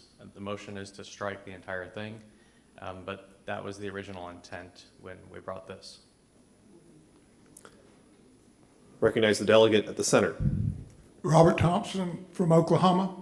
I also speak in opposition to the language supporting the motion to strike this proposed new language. My concern is, although I think it would be great if we can eliminate, brucellosis and other endemic diseases, chronic, and it would be good for wildlife agencies to work on that. My problem is the language is we're urging this to be mandated. And if you mandate it, they don't have an infinite supply of money, and there's no indication of what would be cut in order for them to do this. I think it's very likely that something isn't going to be done if this is required. If they can do this with existing resources, I'm not opposed to that, but I am opposed to language making this a mandate. Is there further discussion on the motion to strike the addendum?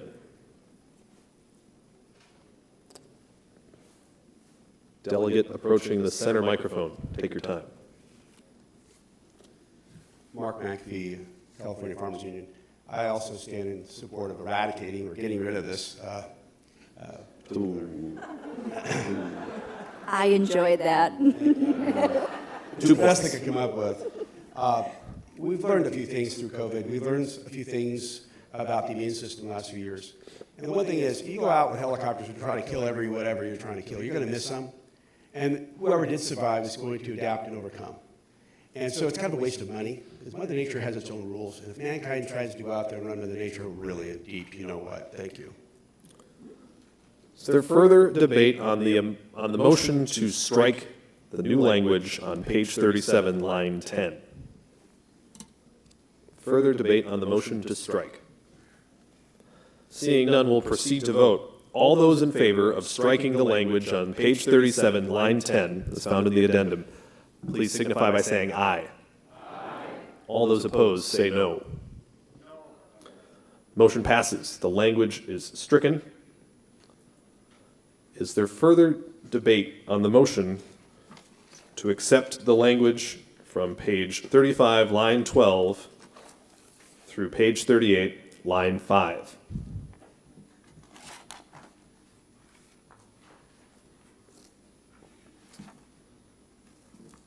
Seeing no delegates approaching the microphone, we'll proceed to vote. All those in favor of accepting the language, page 35, line 12, through page 38, line 5, with no addendum, please signify by saying aye. Aye. All those opposed say no. Motion passes. I offer for consideration of the body, beginning on page 38, line 6 to page 42, line 12, with no addenda. You've heard the motion to accept the language on page 38, line 6, all of page 39, 40, 41, and 42 through line 12. Is there a second? Is there any debate on the motion?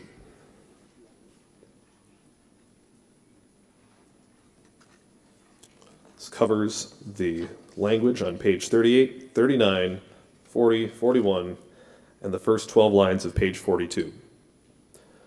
All those in favor of accepting this language, please say aye. All those opposed, say no. Motion carries. I offer for consideration of the body, beginning on page 42, line 13, to page 45, line 18, no addenda.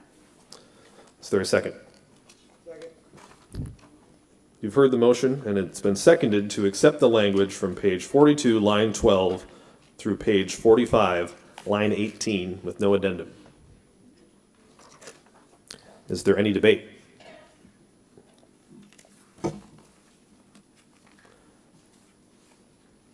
Seeing none, we'll proceed to vote. All those in favor of accepting page 42, line 12, through page 45, line 18, please say aye. All those opposed, please say no. Motion carries.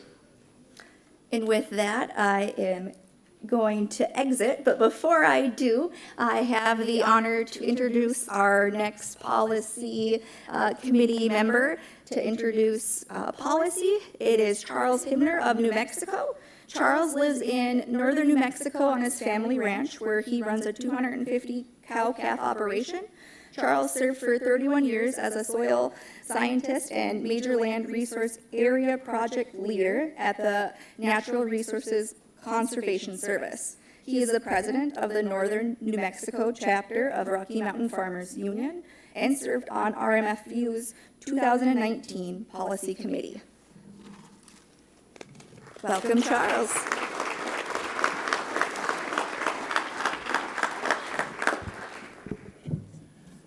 Thank you, Melanie.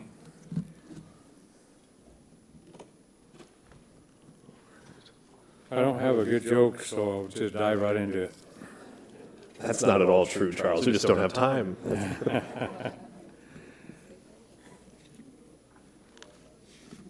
I offer for consideration of the body, beginning on page 45, line 19, to page 47, line 17, with 3 addenda. The motion is to accept the language on page 45 from line 19, all of page 46, and the first 17 lines of page 47 with the addenda, with 3 addenda. Those addendum are on page 47's lines 5, 6, and a new line 9. Is there a second? The delegate on my right. Yes, it's Aaron Crowder from North Dakota. This is the voluntary farmer-owned market-driven inventory system. And when we start looking at terminology here and acronyms of county expected yield, I just don't want to make sure, I want to make sure that we're not crossing things from RMA and FSA. As a former state FSA director, I never really saw the terminology CEY. Is that an RMA or is that a new FSA terminology? And are we getting ourselves in trouble here? May I speak? Yeah. Charles Hibner. Are you debating or is this just inquiry? It's, I was going to answer the question. Okay. Is that allowed? I know I'm on the spot because I'm up here. Charles Hibner, Northern New Mexico chapter. I'm not the one that has to have this inserted, but I was in support of it because this is talking about FSA terminology, and the correct terminology is county expected yield. That's what they use to enter into their national crop table for every crop that's grown within that state, within each county of that state. I don't know if that answers that question, but that's why it was modified.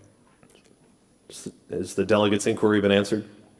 Well, the county yields are projections based upon history. and that's always the previous year or an Olympic number. So I just want to make sure that we're not talking RMA numbers versus RMA terminology versus FSA. That's just a point of clarification. I mean, if you're good with that, we'll ride. Delegate to my right. Roy Faltzgraff, Rocky Mountain Farmers Union. I'm the one that brought this. We had a reference to it in the previous policy, and when I saw that, I kind of wondered if that was the right terminology, so I called the local FSA office, and it ended up turning into a 2-week discussion with people at the state level, and county expected yield is what they would recognize, and so it's the terminology they would use in this situation. Is there further discussion on the motion to accept the language on page 45, 46, and 47 with the 3 addenda? Delegate at the center microphone. Justin Sherlock, North Dakota. Not to belittle the point here, but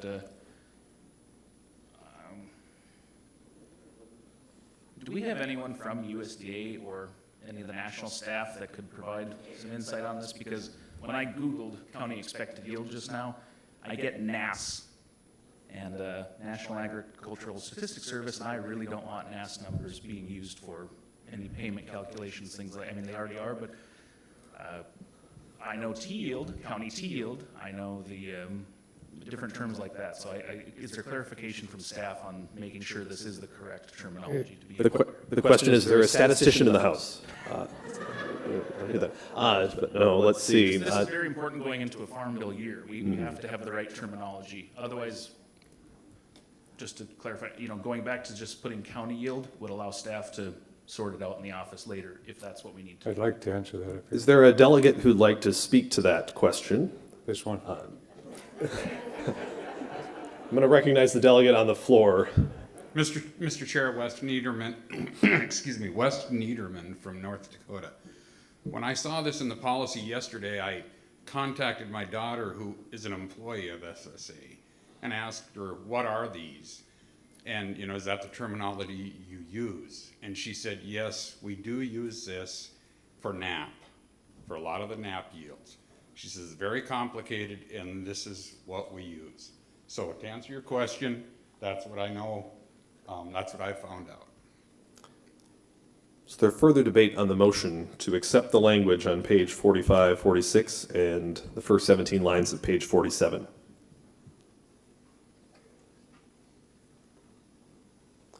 Seeing none, we'll proceed to vote on the section. All those in favor of accepting the language from page 45, line 19, through page 47, line 17, with 3 addenda on page 47, please signify by saying aye. All those opposed, no. Motion passes. The language is accepted.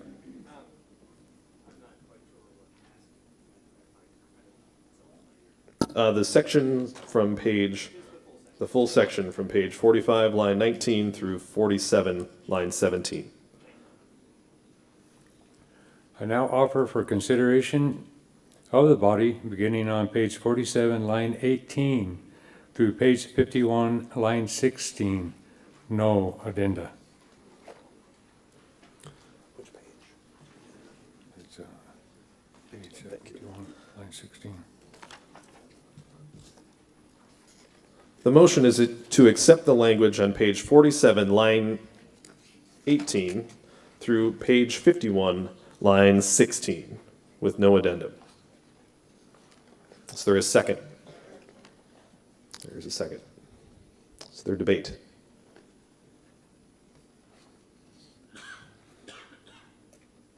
Seeing no delegate approaching the microphone, we'll proceed to vote again on the language from page 47, line 18, through page 51, line 16, with no addenda.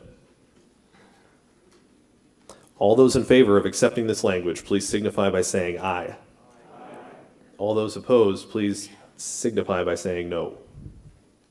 Motion passes. I now offer for consideration at the beginning, to the body, at the beginning of page 51, line 17 through page 53, line 21. No addenda. The motion is to accept page 51, line 17 through page 53, line 21. Is there a second? There is a second. Is there any debate on the motion?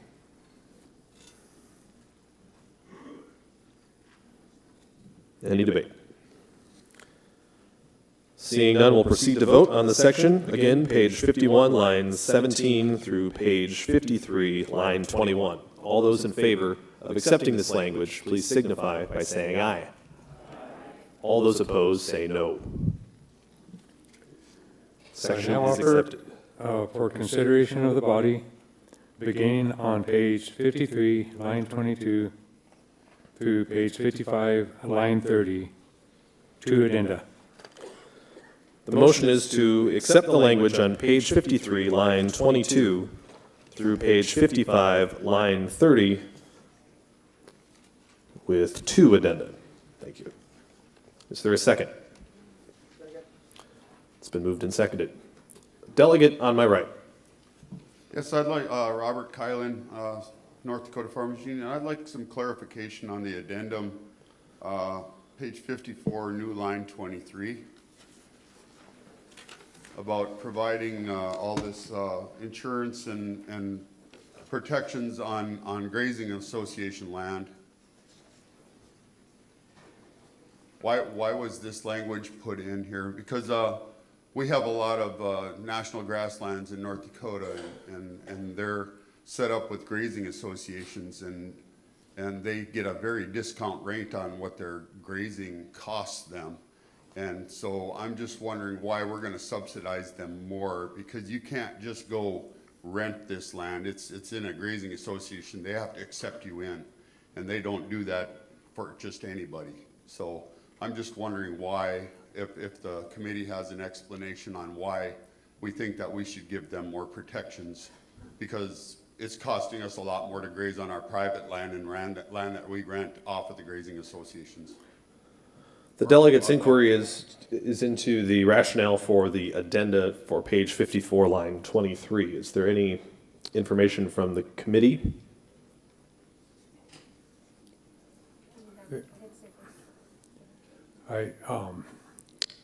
I'd be happy to comment if I can't get someone else that proposed this to come up and comment on it. This came from Rocky Mountain, and we do have someone approaching. Thank you. Delegate approaching the mic. Sarah Wenzel Fisher, Rocky Mountain Farmers Union. This came from our delegation, specifically in states like New Mexico, Colorado, Wyoming, where there's a lot of public lands. I understand that the way that it may work in North Dakota could be different. We have individuals who have allotments or leases on a variety of different types of public lands, sometimes tribal, sometimes state lands. And my understanding is that these programs don't currently cover great permits on those lands. And particularly this last year in New Mexico with the types of fires that we had, folks are really facing some serious issues as a result of not having access to these types of risk management programs. And so that was the rationale for including it.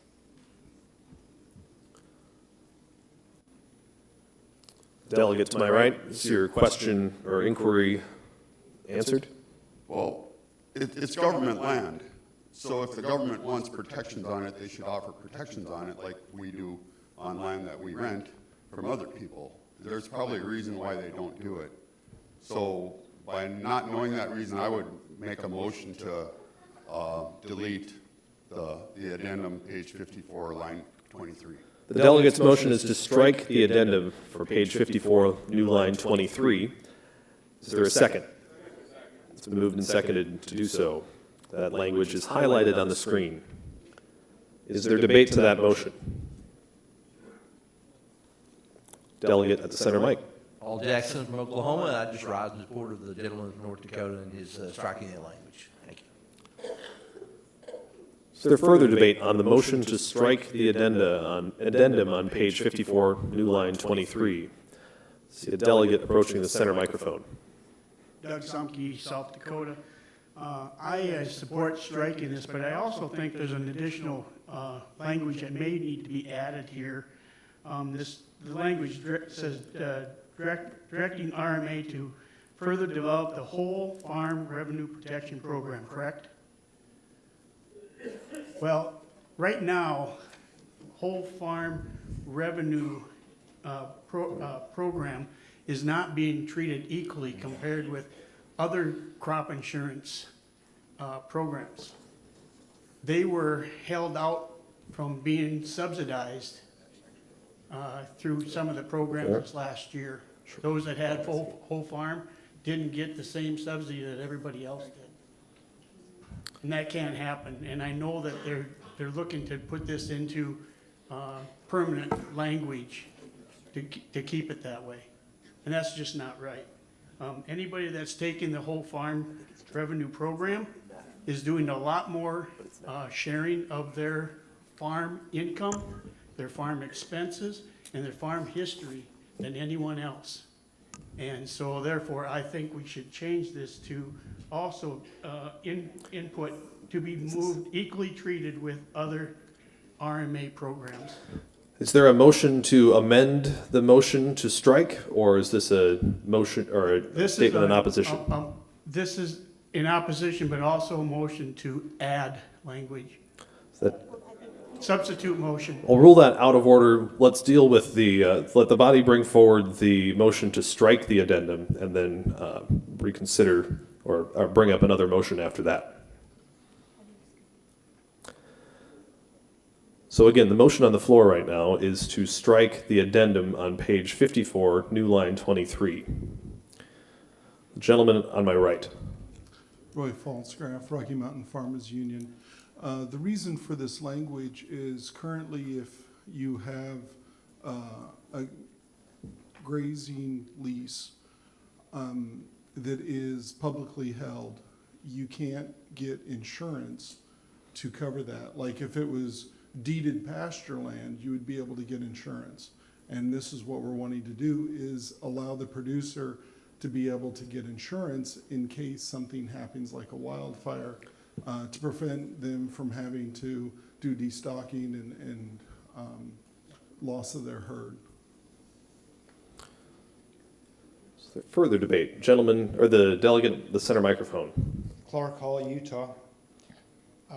I sell the PRF. If you have the right to run on the land, whether it's federal, state, tribal, private, you can insure it. It only covers for lack of precipitation, has nothing to do with wildfire or access. But if you have a federal lease and there is a drought and you can't graze that ground, the BLM or the USFS is not obligated to waive your lease fees. You may have to pay those in addition to not being able to participate on the ground. Further debate on the motion to strike the addendum. Kyla Brown, Rocky Mountain Farmers Union. I believe next year this convention will be held in Arizona, and many ranching and grazing operations in Arizona, their deeded acreage is a small minority. I know of several operations that actually have deeded acreage of less than 50 acres, and yet run on thousands and thousands of state, BLM, or Forest Service lands. And speaking to that idea that then whenever there is a calamity or an act of God, the ability to have insurance safeguards.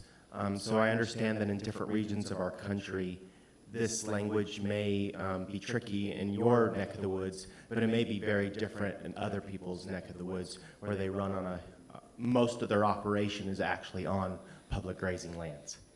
Further debate on the motion to strike the addendum. The delegate on my left. Walter Schweitzer, Montana Farmers Union. And we too have a lot of federal grazing leases in the state of Montana. And those grazing leases are at $1.34 an animal unit. The private leases are of anywhere from $30 to $50 an animal unit. And the reason those federal leases are at a much lower rate is because they are being subsidized by the federal government.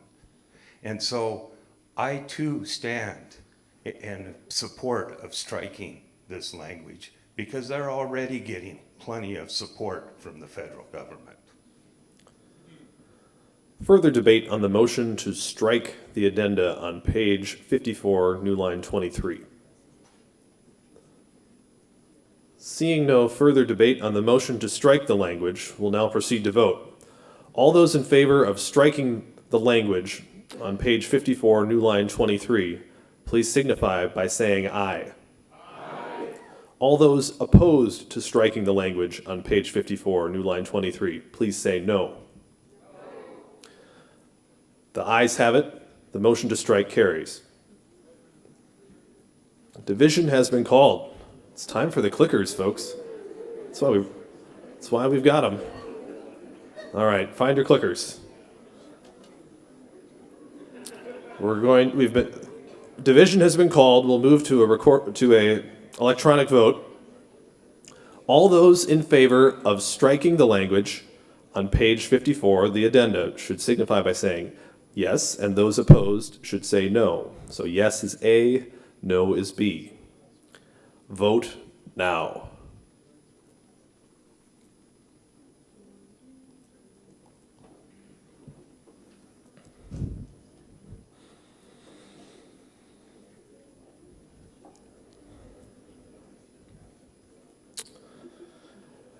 By a vote of 128 to 41, the yeses have it. The motion to strike carries. The addendum on page 54, new line 23, has passed. Moving back to the main motion, to accept the language on page 55, 54, 53, working back, sorry, 50, to accept the language on page 53, line 22, through page 55, line 30. The delegate at the center microphone. Doug Sumke, South Dakota. Mr. Chair, I would like to insert language, I think on the screen there's 25, about 26, to include be more equally treated with other RMA programs. All right, the delegate has moved to add language, which in your book, I believe, appears on page 54,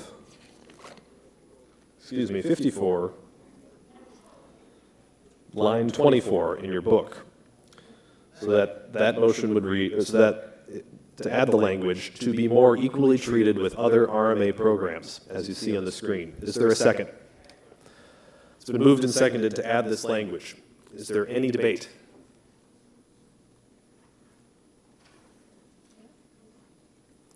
Is there any debate? Seeing none, we'll proceed to vote. All those in favor of adding the language as seen on the screen, underlined and bolded and in red, to be more equally treated with other RMA programs. To add this language, please signify by saying aye. Aye. Those opposed, say nay. Motion carries. The language is added. We'll now return to the main motion to accept the language on page 53, line 22, through the end, through all of page 54, and all of page 55, with the addendum. One addendum.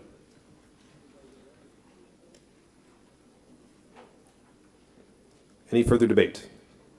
Seeing none, we'll proceed to vote. All those in favor of accepting this language, please say aye. Aye. All those opposed, please say no. Motion carries. The language is accepted. I now offer for consideration of the body, beginning on page 56, line 1, through page 58, line 23. No addenda. You've heard the motion to accept the language from page 56, 57, and the first 23 lines of page 58. Is there a second? Second. It's been moved and seconded. Is there further debate on the motion? Further debate on the motion? Seeing none, we'll proceed to vote. All those in favor of accepting the language, all of page 56, all of page 57, and lines 1 through 23 on page 58 with no addendum, please signify by saying aye. All those opposed, please say no. Motion carries. I now offer for consideration of the body, beginning on page 58, line 20 through 24, through page 61, line 21, addendum. You've heard the motion to accept the language on page 58, line 24 through 31, all of pages 59, 60, and the first 20 lines of page 61, with one addendum on page 61, line 3. Is there a second? Delegate at the center mic. We'd like to offer an amendment on page 61. Oh, could we get the name and state of the delegate? I'm sorry, my name is Aaron Lehman. I'm with the Iowa Farmers Union. And we'd like to offer an amendment, which I believe is being circulated now. It's on page 61, after line 2, a new item under We Support. Yes, it is.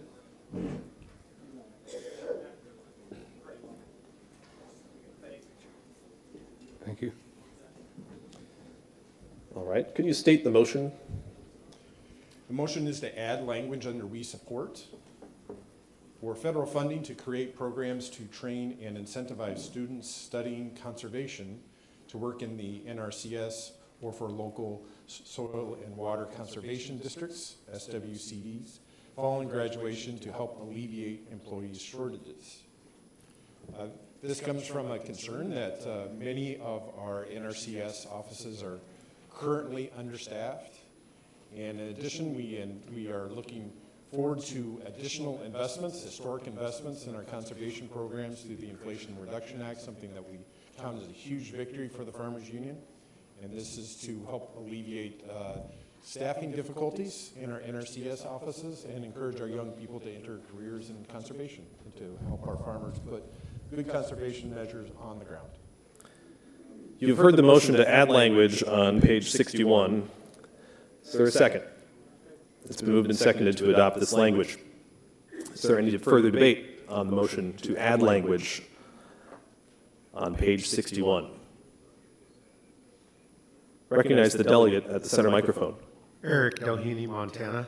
I was wondering if I would like to make a proposal to, after NRCS, do a comma FSA. Our FSA are short-staffed, and I think that would be a good proposal or an addition. Okay. If it's appropriate for this section of the policy, I'm open to that. I would. All right. I'm not sure if it's. So is this addition of FSA permissible to the seconder of the motion? Hearing no objection. Yes. Added the letters FSA to the motion.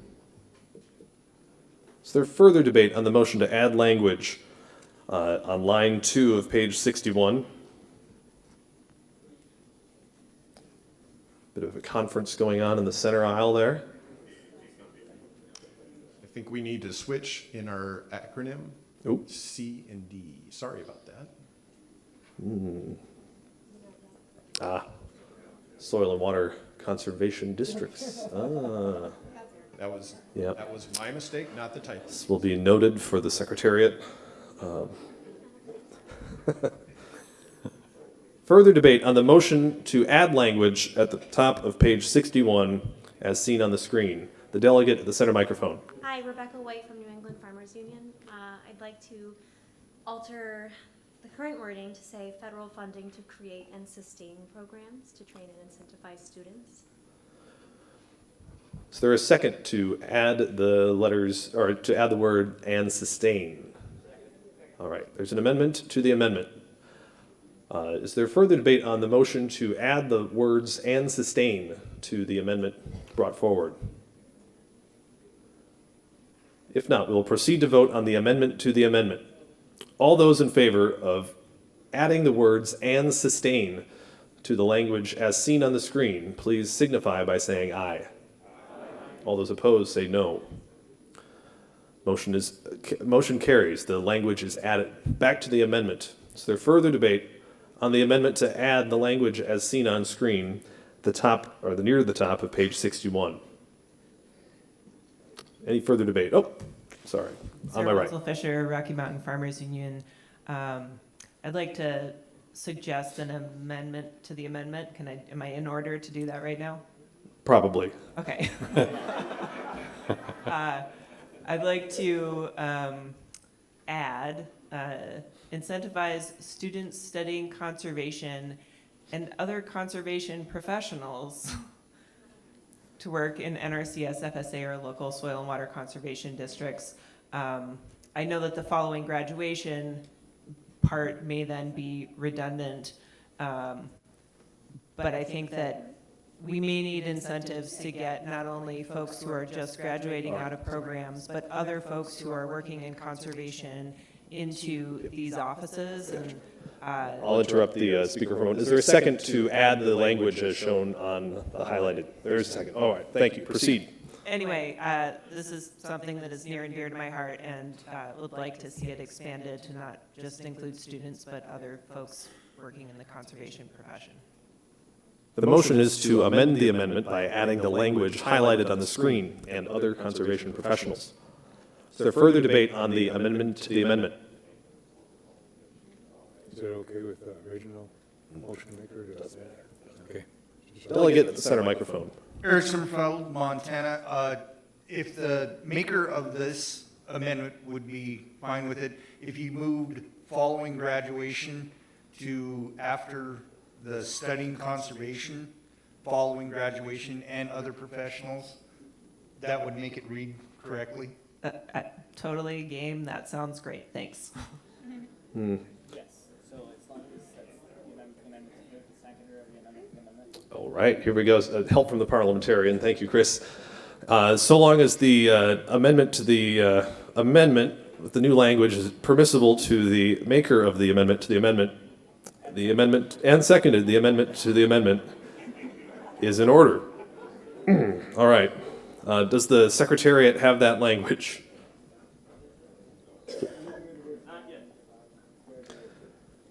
We'll take a moment here to give a little show of thank you. Oh, boy. Uh-oh. We worked it too hard. Oh, no.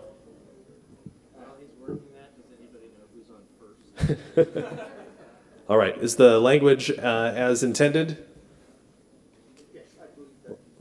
Okay, I see 2 thumbs up. All right. Debate on the slightly revised amendment to the amendment. Gentleman at the center microphone. Mason Mungle, Oklahoma. A lot of graduates that are in conservation are agronomy graduates, soils graduates. They're not conservation graduates. They look at all the parts of what the land is out there. Engineers, all of those kind of people deserve to be part of that internship. Is there further debate on the motion, further debate on the amendment to the amendment as highlighted on screen? The delegate at the center microphone. Keith Dietrich, Nebraska. I would not want to limit it to someone that just, that has to be graduated. And I agree with that, allowing a broader range of people to help move people into this. They may be studying it, they might want to continue this, if they got a job part-time or something within this department, it may actually facilitate their interest as they're studying it. Thank you. Is there further debate on the amendment to the amendment? Delegate approaching the mic at the center. How about? Could please state your name and state. Rebecca White, New England Farmers Union. Rather than saying students or other conservation professionals, we could use the language emerging and established conservation professionals. emerging and established conservation professionals. Yes, so it would read federal funding to create and sustain programs to train and incentivize emerging and established conservation professionals. The chair will rule this motion out of order. An amendment to an amendment cannot be further amended. So try as we might, but we can. The chair advises the delegate to bring this up again after the vote on the amendment to the amendment. Any further debate on the amendment to the amendment on the right? Because it is my amendment, can I ask to modify it to her language because I think it's better?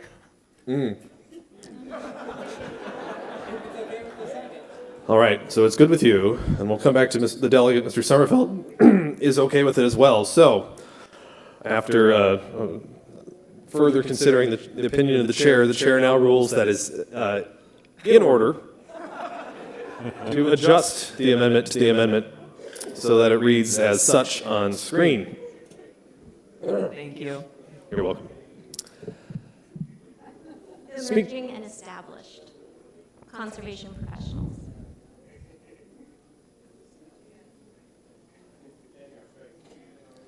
Striking students. All right, as the Secretariat works to get that language perfected, we will look to the delegate at the center mic to speak further to the motion. I'm sorry.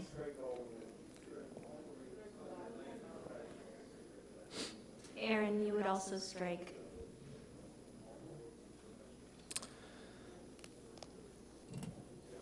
All right. The language as intended on screen. Not yet. Not yet. As we work through this, I'll just note that we're going to work for about another 10 minutes as perhaps on this amendment to the amendment, unless anyone has a recommendation on how we should change our stopping time. But as the 5 o'clock hour approaches, just wanted to let you know that we'll go for about another 10 minutes after this. To the delegate at the center mic, is the language as intended? Not yet. I'm sorry. So if we could continue striking line 10 all the way through line 10 and then through line 11 to work in NRCS. I think that reads clearly.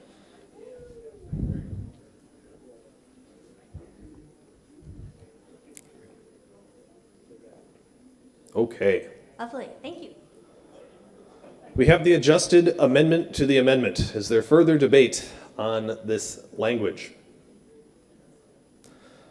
Okay, we will move ahead with the motion to amend the amendment so that the amendment now reads as shown on screen.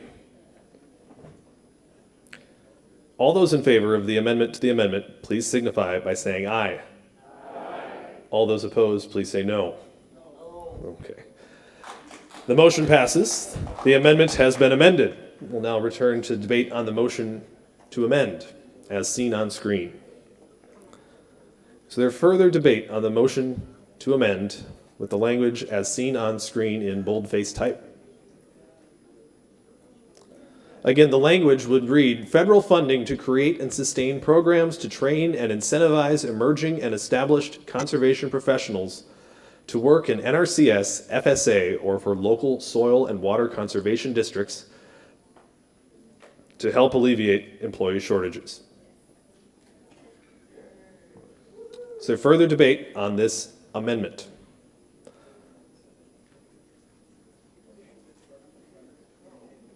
The delegate approaching the center mic. Jeff Kipley, South Dakota. I really question whether the FSA should be in this section now, for the simple fact that we are talking about conservation professionals. And in FSA, you are not required to be a conservation professional. So that would be, I would move to strike FSA. It's been moved and seconded to strike FSA from the amendment, noting this is an amendment to the amendment. Further debate on the amendment to the amendment. Seeing none, we'll proceed to vote on the amendment to the amendment to strike the letters FSA. All those in favor of striking FSA, don't tell NASCO about that. All those in favor of striking FSA, please signify by saying aye. All those opposed, say no. The motion passes. The language is stricken from the amendment. The motion on the floor is now to amend the recommended language from the Policy Committee by adding the language as seen on screen. Is there further debate on the amendment? Seeing none, we'll proceed to vote on the amendment. All those in favor of accepting the language in the amendment, please signify by saying aye. All those opposed, say no. The motion is now on the underlying motion. The consideration is now on the underlying motion to accept the language on page 58, line 24, through page 61, line 20, with one existing addendum. Yep, with one addendum. Is there further debate on the motion to accept the language? Seeing none, we'll proceed to vote. All those in favor of accepting the language, please signify by saying aye. All those opposed, please say no. Motion carries. And I now offer for consideration of the body, beginning on page 61, line 21, through page 63, line, I think it's the end of 63. I don't have it here. No addenda. Double check. It would be line 22. All right. Line 63, I'm sorry. So the motion is to accept the language from line 21 on page 61 through line 23 on page 63. Is there a second? Second. Is there any debate on the motion to accept this language?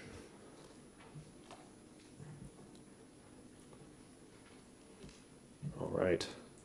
Seeing none, we'll proceed to vote. All those in favor of accepting the language, line 20, page 61, through line 23, page 63, please signify by saying aye. All those opposed, say no. Motion carries. The language is accepted. I now offer for consideration of the body, beginning on page 66, line 6, through page 69, line 22. No addenda. I believe. Or did we just do that one? I am sorry. I apologize. I missed one. Okay. That's okay. Take another run at it. Redo this. Cut me a little slack. It's 5 till 5. Now offer for consideration of the body beginning on page 63, line 23 through page 66, line 5, no addenda. You've heard the motion to accept the language on page 63, starting at line 23, all of page 64, all of page 65, and the first 5 lines of page 66. Is there a second? Is there any debate on the motion? Delegate to my left. Nick Levendeski, Kansas. Hello, Nick. Thank you, Chairman. Line 23 there on 63, is that a formatting error? Number 3, storable commodities, producer protection. It seems we're missing some language there. Am I right or am I wrong? I have to be right, don't I?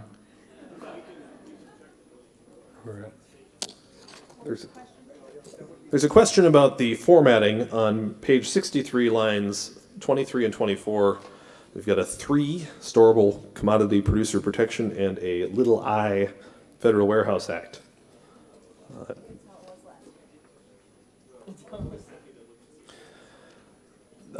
Delegates are advised that the NFU staff is able, pending a motion at the end of consideration of the policy consideration, to make technical or formatting adjustments to the book, and that may be a recommended course of action here. Thank you. Very good. Is there further debate on the motion to accept the language on page 63, starting on line 23, through page 66, line 5? The delegate at the center microphone. Justin Sherlock, North Dakota, page 64, lines 24 through 27. Question first for the committee, was the intent to remove the supplier insolvencies and only refer to grain sales, or what was the intent of the committee on this changed language? Inquiry for the committee. Does anyone on the committee wish to speak to this language on page 64, lines 23 through 27?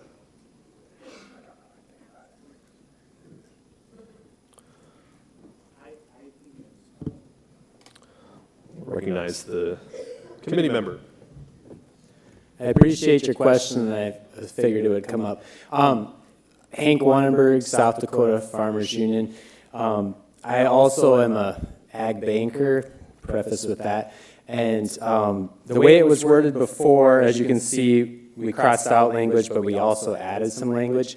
The way it was worded before, I at least took that we are of the stand that the farmer would be giving first position in front of their lender as well. And I'm a farmer too, but in those situations, I think it would be harder, could become significantly harder to obtain financing if all of a sudden you're saying, say you have an independently owned elevator locally, and this is the law of the land. It's going to be a little more tough to obtain financing because that bank's going to be assuming a lot more risk. So that's the part we didn't like about it. Tried to adjust the language a little bit. That's the purpose of it. Recognizing the delegate at the center microphone. Does that, I mean, that's what the purpose was, whether or not that was how it was originally intended. It was kind of foggy how it was previously in there, so. I move to strike the new language and reinsert the original language. The motion is to strike the added language and reinsert the language which appears in the book as stricken. Is that correct? Is there a second? It has been moved and seconded to reinstate the language on page 64, lines 24 through 27, so that as it appears in your books, the language that is underlined would be stricken, and the language which is currently stricken in the books would be inserted. Please speak to your motion. I will say that I think some wordsmithing could be done, but at this point in the day, maybe hopefully the chair can, maybe we can pick this back up tomorrow. But the reason I moved to strike this is I believe we worked on this a few times since I've been coming to conventions. And the intent was farmers, when you sell a grain to an elevator and you maybe don't take that income, and to your point, I get where you're coming from trying to provide financing to the elevator, but we are the farm organization. I would rather the farmer get paid first before the bank that loaned money to that elevator, so I can pay my bills, probably to the same bank.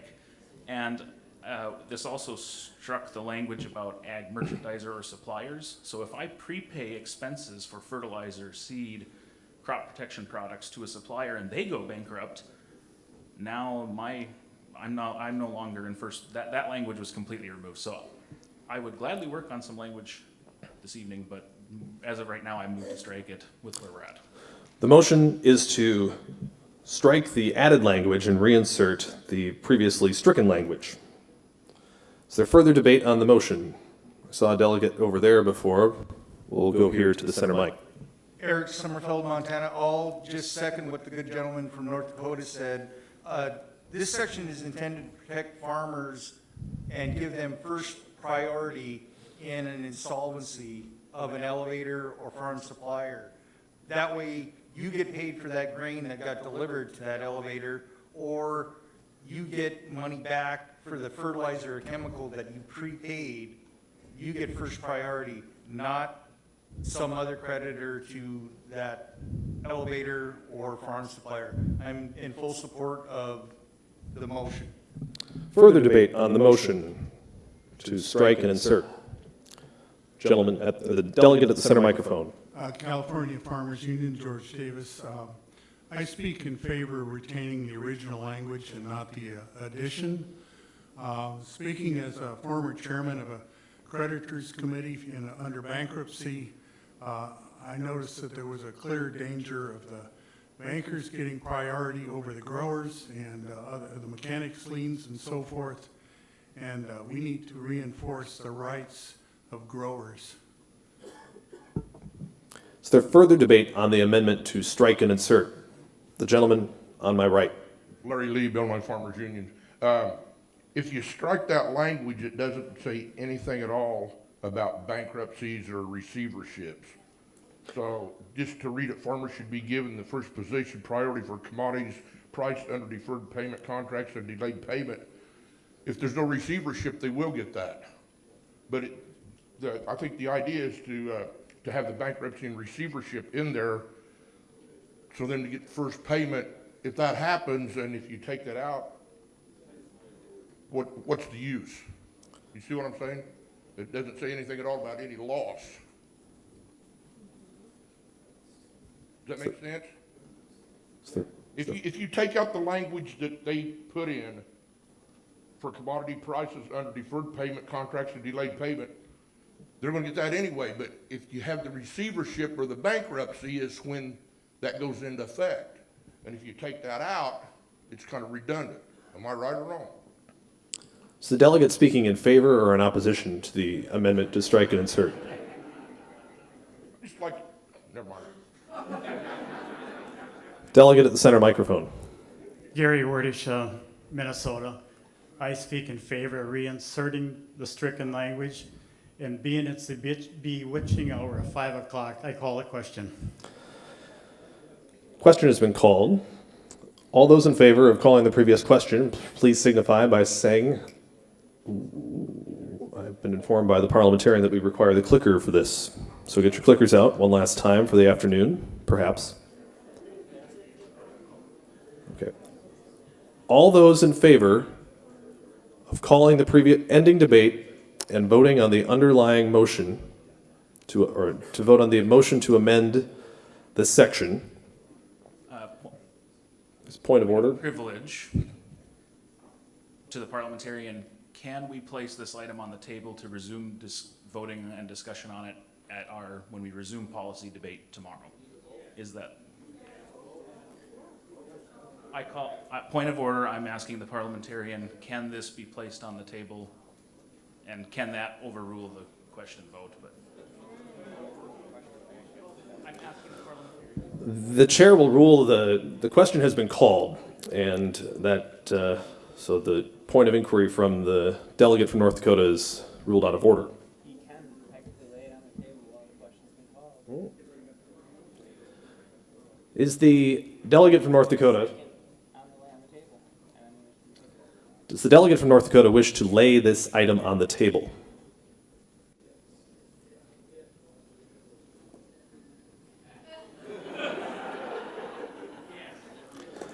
Is there a second to lay this item on the table? It has been moved and seconded to lay this item on the table. To lay on the table requires a second. I feel like I'm parlor pro here. Let's vote on this. All those in favor of laying this section on the table, please signify by saying aye. All those opposed, please say no. Motion carries. This motion to amend is laid on the table. I think we have reached a point where we can take a break. We will pick things back up tomorrow on page 64, lines 24 through 27, as we consider the broader question to accept the language on page 63, line 23, through line 5 on page 66. Thank you. We have some announcements. Real quick, folks. Staff will be coming around right now to retrieve your clickers. Please leave clickers behind so we can collect those. Would also remind folks that starting in about 15-20 minutes, upstairs in the same space in the atrium where we had the foundation event last night, is our NFU PAC event. We really encourage you to come here. This is another important way that we can engage in a lot of important conversations with our legislators. Suggested contribution is $100, but please consider a donation of any size so that we can see you at the happy hour coming up here in about